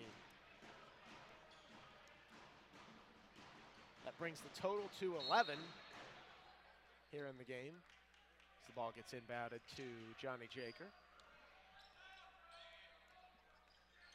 Jager over to Roy. Roy tries to go baseline, kicks back out, and they're going to say he's out of bounds. Right now, Hiram's doing a good job of getting over screens. They got Sanders guarding Jager, and he's doing a good job of avoiding those screens by Pervlesis. Here's Sanders. He'll carry it up the court. Get it over to Ortiz. Thought about it, didn't. Here's Sanders for three. No good. Back iron. Ball bouncing around, and Hiram will come away with it. Ortiz for three, and that one's good. I had to guess he was going to hit one soon there, Derek. He's 2 of 9. Second chance buckets have been big tonight for this Hiram team as they extend the lead back to 5. Here's Jaeger. Outside to Duncan Roy. Down low to Evan Frank. Trying to go to work on Jones. Puts the shot up. No good, but he's fouled. Good move there by Frank to use his body and get to his strong hand. Evan Frank will go to the line. He'll shoot 2. Frank, the big lefty freshman out of Indianapolis, Indiana, went to Park Tudor High School. Evans' first is up, and it's good. Take a look at that. Yeah, that's really poor positioning from Kelvin Jones. Yeah, you can tell he brought his hands over the top like that, and that's going to be a foul every time. Frank will shoot one more. It's up and no good. Off the side iron, rebounded by Jeremiah Thomas. Here's Sanders over to Thomas. Thrown up to Ortiz, no good. They were going for that alley-oop again. Yeah, I mean, this is not the NBA, Dylan. Throwing obs and whatnot. And they're going to say Purplesis was fouled. Count the bucket, and he'll shoot one more.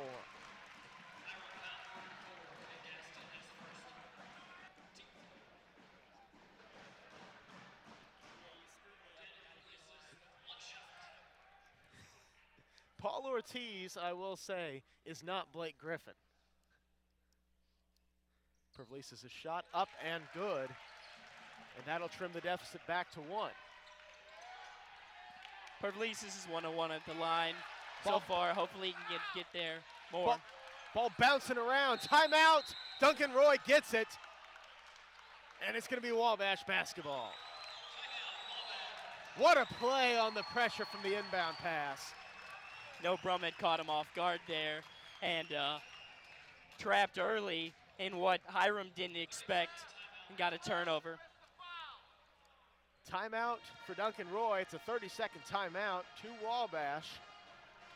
We'll keep it here. Dylan, we've been at this for 4.5 minutes in the second half, and Wabash just looked like a team possessed to some degree. Yeah, they're fighting harder than they did in the first half, that's for sure. And as Brum said before the game, intensity's huge. For more campus and community event videos, check out our YouTube channel at Wabash College on YouTube. That's the easiest way to find it. Search Wabash College in the YouTube search bar. Tons of great stuff on there. Got to mop up the floor a little bit. With 14:36 to go here in the second half. Wabash trails by just 1. Yeah, we're cleaning the floor, you heard him say, the referee says.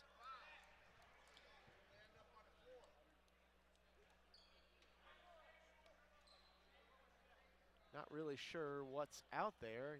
Blood, maybe? They brought Lauren, the trainer, out.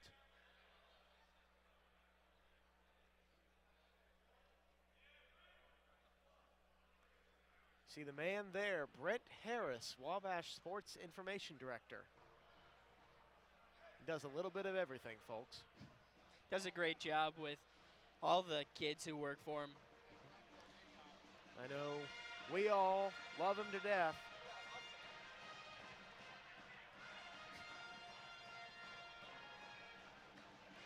And he's the best in the business. Dylan, we've been, this is your first broadcast. I'll give the opportunity to reflect a little bit. Are you enjoying yourself tonight? Yeah, it's not too bad. Dylan Cycle, man of many words. I'm just happy to be here, Derek. Happy to be joining you. Not really sure what is out on the floor right now. But it needs to be cleaned up, so. Could be from the Rhines, honestly. Potentially. Yeah, they just told him to take off their shoes. Yeah, it was from the Rhines. Yep. One of them is wearing pink socks. You can get a look at those socks there. Those are interesting. Ohio State, no doubt. Here's Johnny Jager, top of the key. Gets inside to Evan Frank and has it batted away. And they're going to say that's a foul on the floor. Who's that going to go on? It's going on Johnny. That's going to be his third, Derek. Curious to see if Brum's going to take him out right now. 4-3, Ortiz, that's good. Ortiz is finding his rhythm a little bit more, has hit both of his last 3-point attempts. Foul there on Jeremiah Thomas. His second, team's fourth. And we'll do it again under the basket. Ron Ryan checking in for this Little Giants side to get a good look there at some of the fans out tonight. Dean of Students Mike Raiders, John Pachter, class of 71. You got to look at them there. Here's Duncan Roy. Kicks it over to Ron Ryan. Ryan tries to go baseline, nothing doing. He'll pull it back out to the wing. Here's Burton. Burton from the top of the key, steps it back, kicks it out to Ron Ryan. And whistle down low. We're going to say that's a foul on Hiram. We'll see who it's on. It's number 34, Ray Gaston. You know, Derek, Burton's got to look to take that shot more off the down screen. Sanders was playing off of him there, and he hesitated. Ron Ryan will step under the basket, inbound. We'll go to Evan Frank. Frank looking for some way to get rid of it. Gets it back to Ryan. Ryan into the paint. Tough finish. No good. Good move there by Ronald Ryan. He's just got to finish that one. Pull up from 12 feet for Trey Sanders. No good. And Hiram will just throw it out of bounds. But assistant coach Patrick Sullivan not pleased, yelling, grab it, grab it. Speaking of the ball, of course. Ron Ryan across the timeline, gets it over to Burton. Burton kicks out to Duncan Roy. Roy over to Ron Ryan, thought about it, didn't. Loses the handle, ball down low, tied up, jump ball. Looks like it's going to be Hiram ball, Derek. Looks like head coach Kyle Bremett's going to go to his bench. Marcus Camrath will check in for Evan Frank. Marcus, a 6'9" senior out of Union Mills, Indiana. Went to South Central High School. Ball inbounded, across the timeline to Kelvin Jones. Over to Woodson, he's back in for Hiram. They'll go up top to Trey Sanders. Sanders will slow it down, back to Woodson. Defended by Duncan Roy. Back to Sanders, 14 on the shot clock.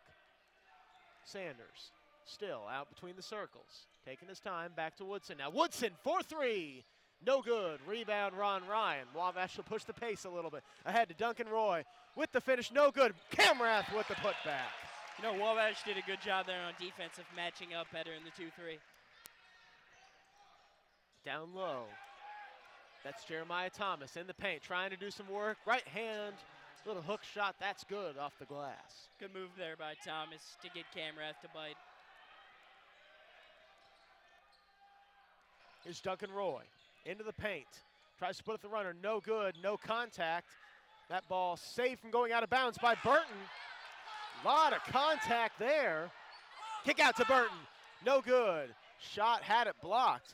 This game is getting chippy. It's now, getting physical for sure, Derek. As the transition bucket good for Trey Sanders. I mean, you hear it in the crowd. I can hear it over these, you know, these headsets, people yelling, call the foul and whatnot. It's getting physical out there as Trey Sanders, yeah, that's got to be a foul. If that wasn't called a foul, this game's going to get out of hand. It's already getting pretty chippy, Derek. That's Trey Sanders' first, as Austin Recolt will check back in for the Terriers. Ron Ryan up top. Contact out top. They're going to call that an offensive foul.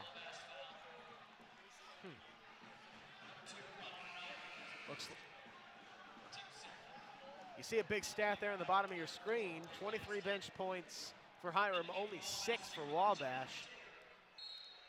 Yeah, right there. I don't know about the push off there. That definitely, I'm not sure about that call there from the referee. Of all the things to call, I think that's a minor offense. Yeah, with what they haven't been calling, that's an interesting thing to call right now. That's like writing a parking ticket when you won't cite someone for reckless driving. Exactly. Marcus Camrath with the foul. His first, team's third foul. You know, with the game being physical, Derek, Coach Kibler had no problem subbing J.J. Woodson back in with 3 fouls. Woodson down low to Caspillo. Caspillo trying to go to work, no good with the left hand. Pervlesis with the rebound. And Woodson's going to pick up his 4th. That's huge for the Little Giants. Troy Scott tuning in tonight, class of '64 from Erie, Pennsylvania. Thanks for tuning in, Troy.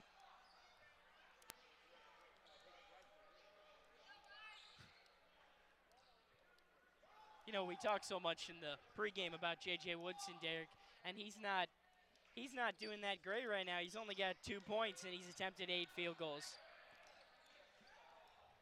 Shot no good. Wabash in the bonus early here in the second half. That was the 7th team foul for Hiram as Ortiz pulls up from 3. He's good. I think he's in his last 3 from downtown. He's catching fire for sure. You had to expect he would. Wabash down 9. The deficit's been extended pretty quickly. So they're going to call the foul on Ortiz. Woodson picks up his 4th personal. That's Ortiz's 2nd. Duncan Royal go to the line, shooting 1 in the bonus. Duncan's first is up and good. He's a very good free throw shooter on the year. Shooting 85%. His 2nd, no good. As Recolt crosses the timeline, gets it outside to Ortiz. Back to Recolt.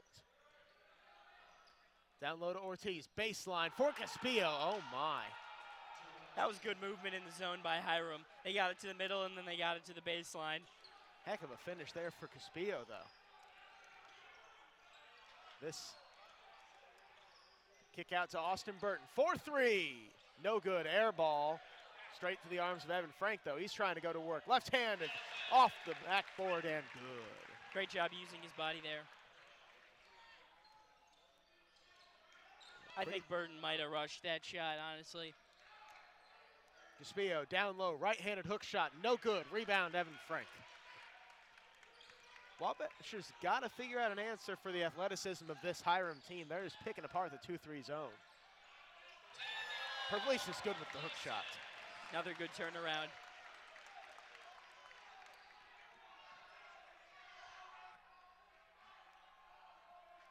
(58-52) with 9:44 to go here in the second half. Wabash trails this one. 8 feet, no good, but the putback for Ray Gaston. Might have been a goaltend in there, Derek. Very close to goaltending.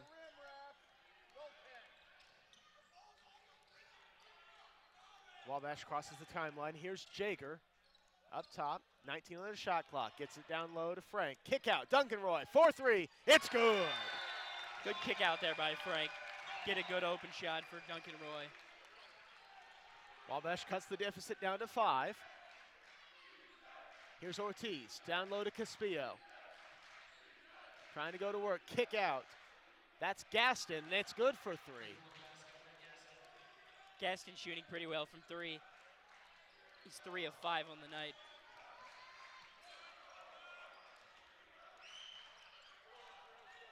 Jaeger throws it away there as Hiram will come down in transition, about said tuition.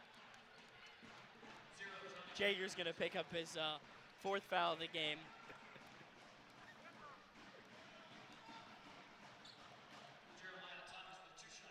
That's Johnny's 4th, as Dylan said. So that's a big loss for Wabash. Be interesting to see, Derek, how long they keep him out for. Thomas misses the front end. He'll have one more. Again, we love to know where you're listening from. Feel free to email in. That's at dmandre16@gmail.com. Hugh Jass, watching from Indianapolis. They got me. They did. Great. Thanks, guys. Good move in their side by Frank. Draws a foul, going to the line.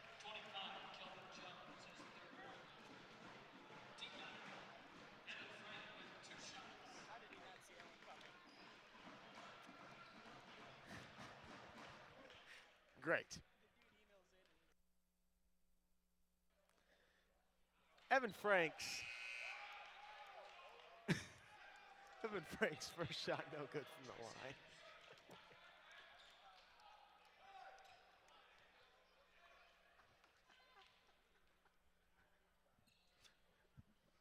Evan hits is the second.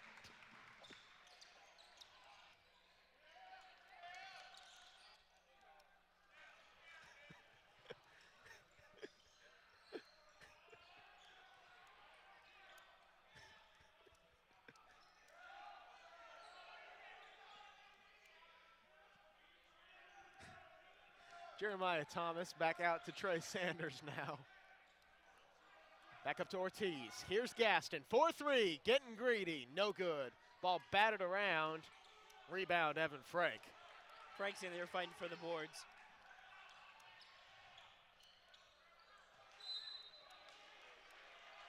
They're going to call a foul there on, I think that's going to be on Austin Burton. His second, team's 5th. Hiram will go the other direction with it. You know, Sanders loves reaching in there. Got Burton to bite on that one and stole it from him. Burton makes a tremendous play right there. Burton into the lane, puts up a tough shot, no good. And they're going to call the rebound, foul on Evan Frank underneath.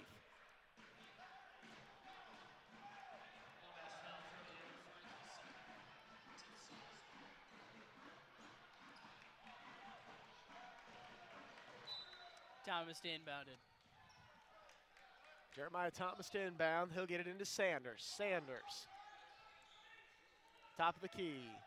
Over to Ortiz. Down low. Looking for Gaston. Finds him. Gaston trying to go to work. No good. Rebound, Ben Stakowski. McMahon will carry it up the floor. CJ inside to Evan Frank. No good, and he walked. Good post feed there from CJ. He's excellent at that. You know, Wabash is just having trouble in the turnover department tonight. Full timeout here. They're going to take a break. We'll take a break as well. Wabash trails this one 64-56 with 7:12 to go in the second half. You're watching Wabash College basketball on Wabash Live. I know sports is important, but having the academic part along with it is a big plus. I've discovered in myself, a newfound ability to overcome adversity at all different angles.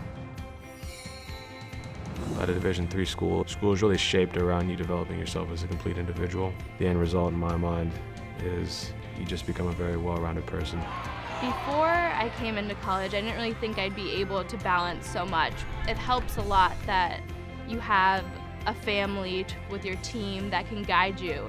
With a D3 school, there's a lot of time for other opportunities. The coaches expect a lot of you during soccer, but after soccer, that's your own personal time to really find out who you are and other opportunities that you can pursue. By balancing all of my interests, basketball, my leadership skills, and academics, I'm able to better prioritize my life and to manage it.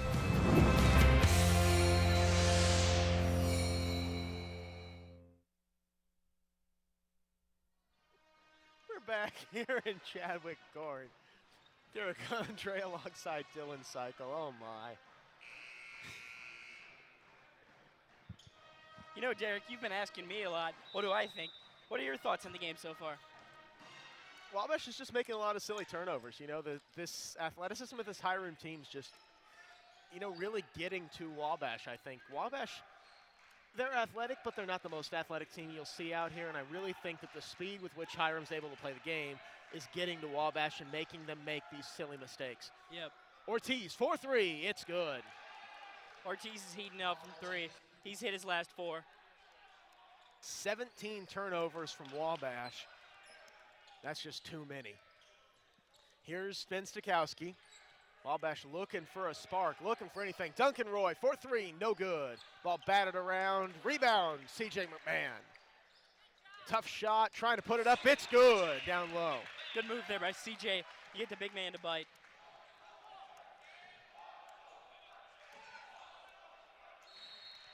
That's a great pass by Sanders, getting in the lane, making a good pass. Evan Frank with the foul, his 3rd, team's 7th, so that'll mean Hiram's in the bonus. Jager's going to come back into the game. He's got 4 fouls, 6 minutes left. Interesting sub there by Brum. And Wabash has got to do something, though. They definitely need a spark, Derek. I think Jager's the one that's going to be able to provide it.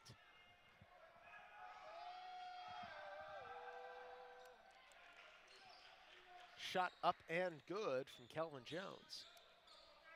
That'll extend the deficit to 12. Here's Roy. Ben Deskowski in the corner. 4-3, no good. Rebounded by Hiram. That's Jeremiah Thomas coming the other way with it. Thomas on the wing, back out to Trey Sanders. You know, Hiram's pushing it for many reasons. One, because they don't want to have to deal with the 2-3 every time, and they're pushing it to get better shots. Thomas down low, that's good from 8 feet. Another great pass there by Sanders.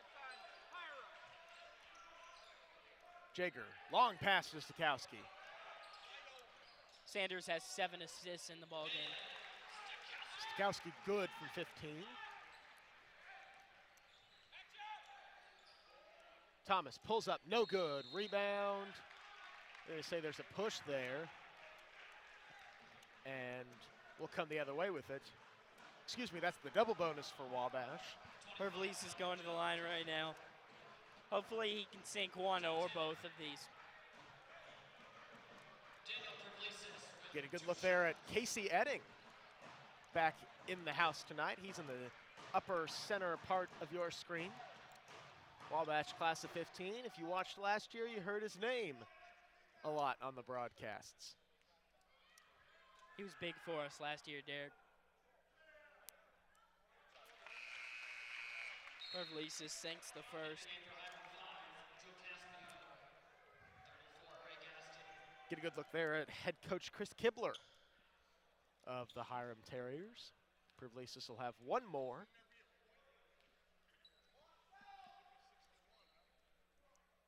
Pervalice's shots up and good off the front iron. Pervalice is 3 of 4 on the night from the free throw line, and that's big for Wabash if he can continue this into the tournament even. 72-62 here in Chadwick Court, just over 5 minutes to play. 14 on the shot clock, excuse me. Here's Caspillo. Down low, here's Thomas. And they're going to call an offensive foul. It's an illegal screen there by Yaston. Stuck his hip out. That's going to be called every time. He's not Kevin Garnett. And this isn't the National Basketball Association. Exactly.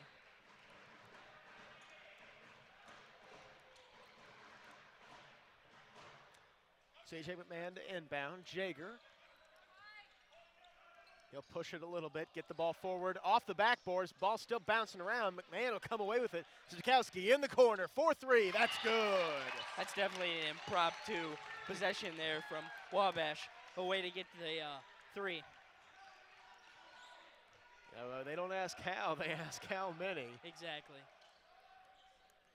Here's Ortiz, over to Gaston. Gaston back to Thomas, off his hands and out of bounds. This is huge for Wabash. If they can get something good down here, this possession, it'll be huge. Here's Jaeger. As the movie said, here's Johnny. They're going to call a blocking foul on Paul Ortiz, his third, team's 12th-ish. And Johnny Jaeger will go to the line to shoot 2. Jaeger's a pretty good free throw shooter on the season, so hopefully he'll knock both these down. Johnny misses the first one badly. We're going to take a look at that blocking foul. Ortiz, yep, just didn't get his feet set. Made contact with him, Derek. That's going to be a foul. Johnny's second is up, and it's good. Johnny, a 79% free throw shooter on the season. Wabash is going to go into man-to-man here. Here's Recolt, guarded by McMahon. Trey Sanders, he'll slow it down a little bit with 12 on the shot clock. Recolt gets screened. Caspillo down low on McMahon, puts up a shot, no good. Tipped in though by Gaston. Very athletic play by Ray Gaston. Stakowski to Roy in the corner. Kick back out to Stakowski, over to McMahon. Kicked over to Johnny Jaeger, 4-3. No good, off the backboard. You know, Roy's got to look to shoot that in the corner. He was wide open. They're going to say that ball went off of Wabash. Hiram will come the other direction with it. Wabash has trimmed the deficit down to 8. With just over 3.5 to play. And at this point, it's going to take stops for Wabash. As Hiram's content to bleed clock. Stops and rebounds, Derek. Here's Sanders. He'll try to go to work on Jaeger. Down into the lane. Jaeger bats it away, but it's corralled by Ortiz, and he's fouled on the way up. That's a risky play by Jaeger, swinging down like that. He's got 4 fouls. He could have fouled out right there. That foul on Ben Stakowski, his first, team's 8th of the second half. Ortiz's first is up, and it's no good. Didn't get the members' bounce off the iron.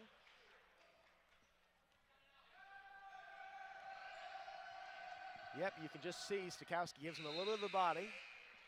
Got his hand in there too, Derek. Ortiz made the second, missed the first, so the lead is extended back to 9. Ball to Ben Stakowski. C.J. McMahon going baseline. That's good off the glass. Good finish there by C.J. McMahon on Recolt. Recolt up top. Here's Galston. Batted away by Stakowski, and it's, oh, they're going to call a foul. Well, that was very close to being a fast break for the Little Giants. It's a risky play by this Stakowski. If he doesn't get that, it's going to be a layup for Hiram. That's Ben's second, team's 9th, as Trey Sanders will go to the line. Excuse me, Ray Gaston will go to the line. Takes a couple dribbles, looks at it. Pregnant pause. Shot is up, and it's good on the front end. So Gaston will get the bonus. We'll take another look at that steal, and yeah, I think that's the right call. It looked like Stakowski got him on the hand. Got him a little bit with the arm. Here's Gaston. Shoot a second.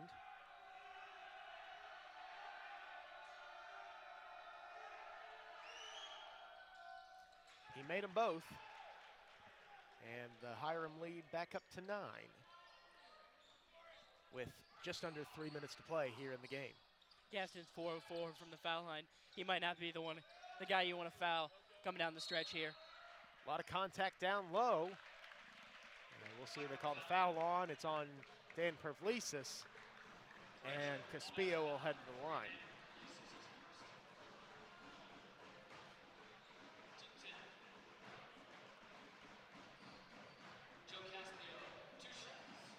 Caspillo will shoot 2. That's the double bonus for Hiram, so everyone's shooting 2 the rest of the way.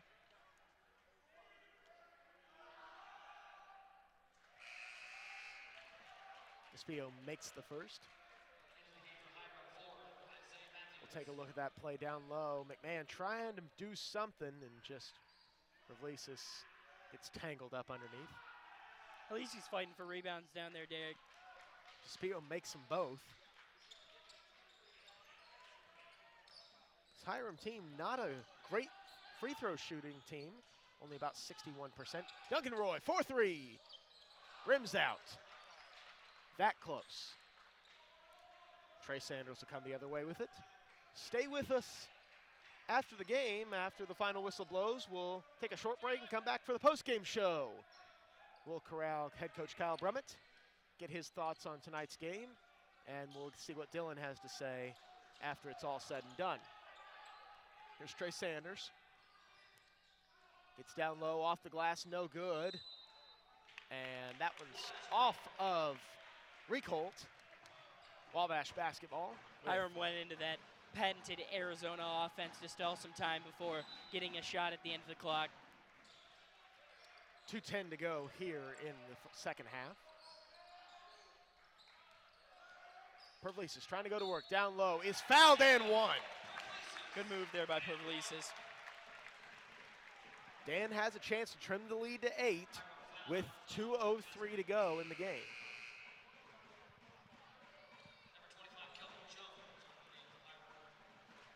Dylan, if you're Kyle Brummett, what are you trying to scream at your guys right now? Right now, they got to force some turnovers. If Hiram's going to stall, they need to take a few gambles, honestly. And they need to box out and rebound. They can't get offensive rebounded on right now. Here's Sanders, crosses the timeline. You can hear Coach Sullivan right now saying up, up, up, trying to get some steals and get anything to happen here. Here's Sanders, guarded by McMahon.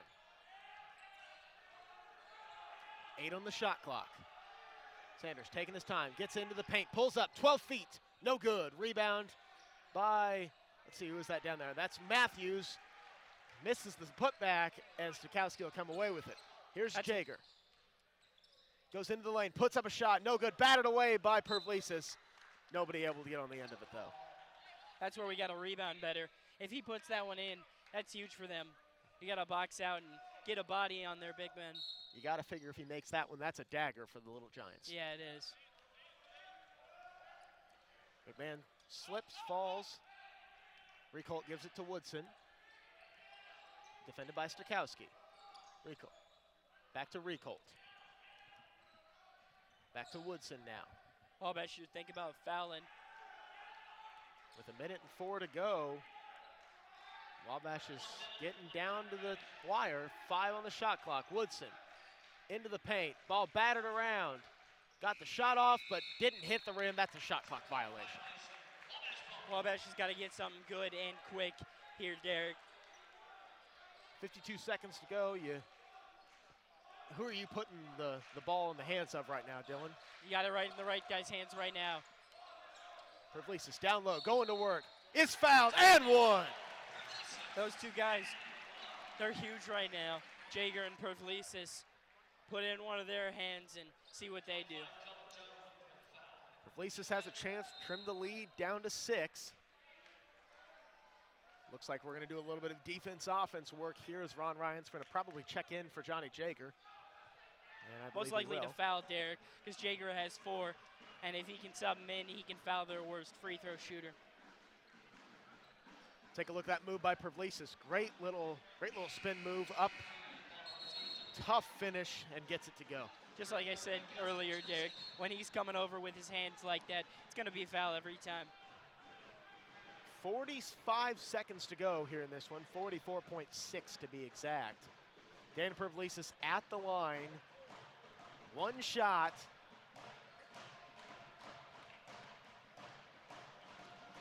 try to trim this lead to 6 here.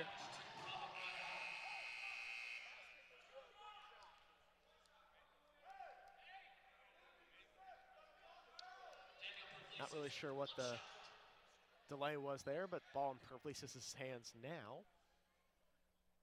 One shot. Up and no good off the iron. Rebound, Duncan Roy. Oh, and they're going to say he pushed off. That's a tough one. Yeah, I don't know if he did or not.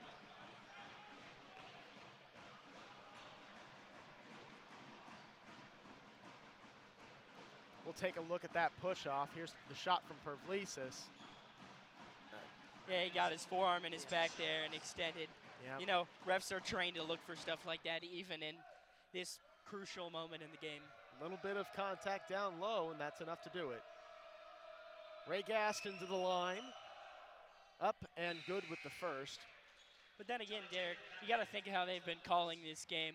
It's been physical the entire game, and if you're going to tighten it up now, it's a little interesting. Gaston only a 62% free throw shooter on the year, but he's done pretty well from the line tonight. One more for Gaston, and you got to figure that'll do it for this one.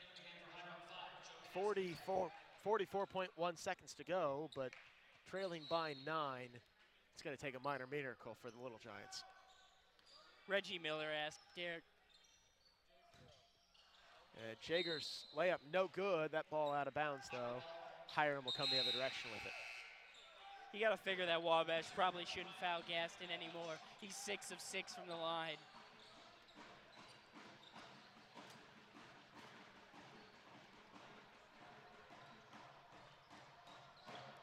Sanders inbounds to, who is that? I'm boxed out. Ortiz. To Ortiz. Ortiz, a 64% free throw shooter on the year. Tonight, he's 1 of 2 from the foul line.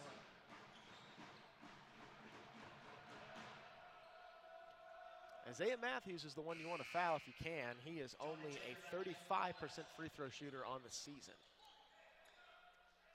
Hiram knows that, too. They're not going to just give it to him unless he's wide open. Ortiz made the first, missed the second.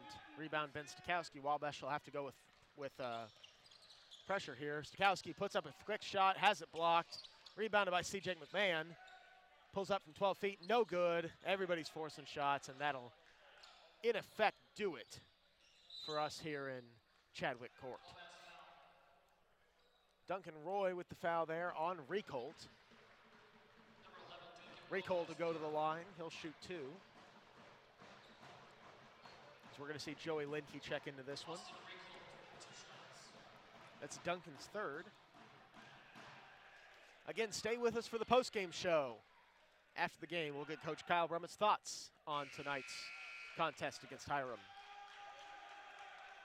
Both Jeff Byrne and Joey Linke checking in for Wabash right now. Ron Ryan in, Logan White in.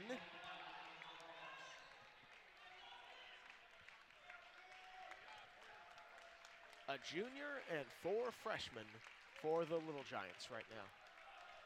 You know, one thing you got to be able to say, Dylan, for this Wabash team, this year may not be going the way they had hoped, but you got to say the future's bright for the Little Giants. Oh, yeah, it is. They got some true talent in their freshman class, and I only hope that every class is as good as this one is. McMahon shot no good. Rebound to Ron Ryan. Kicked out to Byrne. Here's Linke. 4-3. No good. That's an air ball. And that'll do it for us here in Chadwick Court. We'll take a short break. Your final, Hiram 84, Wabash 72. You've been watching a production of the Wabash College Media Center here on Wabash Live. Again, we'll take a short break, come right back with the postgame show. I'll go track down head coach Kyle Brummett, and we'll get his thoughts on the game. Once more, Hiram 84, Wabash 72. That's a final here from Chadwick Court. You've been watching a production of Wabash Live, presented by the Wabash College Media Center.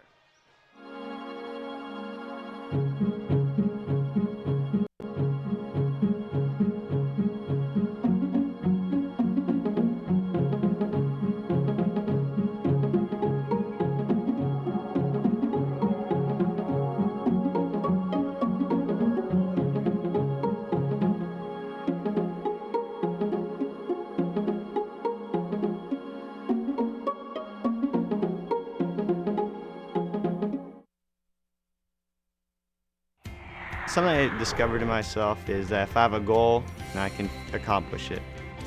It's a well-rounded experience. At a Division III school, you primarily a student athlete, so the school is really shaped around you developing yourself as a complete individual. It helps a lot that you have a family with your team that can guide you.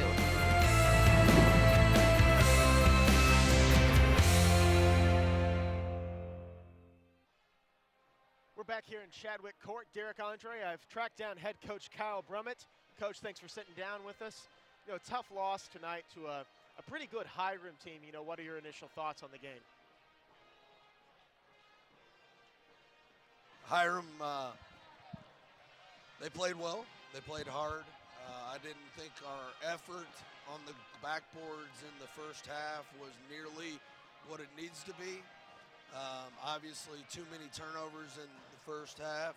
And then I thought we played hard in the second half, but, you know, it was a little late before we kind of woke up. And like you said, Hiram is they're a good team. So if you give them an advantage, you know, they come in, they offensive rebound on us. We have one offensive rebound in the first half. You get no second chance points. You know, we're behind the 8 ball. Coach, he had 17 turnovers tonight in the game. That's a number that, you know, we heard in the pregame show. That's higher than you want it to be. You think that the athleticism of this Hiram team really had any effect on that tonight? We turn it over against everybody, so I'll have to go back and look. We had 10 in the first half. There's the problem. You know, we're really careless with the ball. If you look at the first half, we threw it out of bounds. We threw it right to them. We put our teammates in bad spots, and they made us pay, and you're playing from behind from there on out. Coach, Hiram was really able to get off a ton of shots from three-point tonight. They were 11 of 30. You know, you stuck with that 2-3 for most of the game. The guys seemed to be having a little bit of trouble closing down the perimeter. Was there any reason why you didn't switch things up, you know, a little earlier than you did? Well, I've coached a whole bunch of games, and I've coached against Hiram now for 2 years, and we've had trouble guarding them in man-to-man. Coach, we'll go ahead and let you out of here. We're going to take a short break. We'll be right back with Dylan's thoughts on the postgame show. Conveniently located in the heart of campus, the Wabash College Bookstore is your first, best source for showing your little giant pride. From clothing for him or her to hats, accessories, gifts, school supplies, and more, the bookstore has it all. Whether you're an alumnus, student, parent, or just a fan, come and visit us to find that special something for the Wabash person in your life. Wabash always fights. I did receive a non-athletic scholarship upon entering school. I got the presidential scholarship, which was huge for me. I think there's more opportunities for academic scholarships in Division III. I did receive academic scholarships. Just being involved on campus, being a leader, all those things combined kind of get me recognized. It's a great experience for me.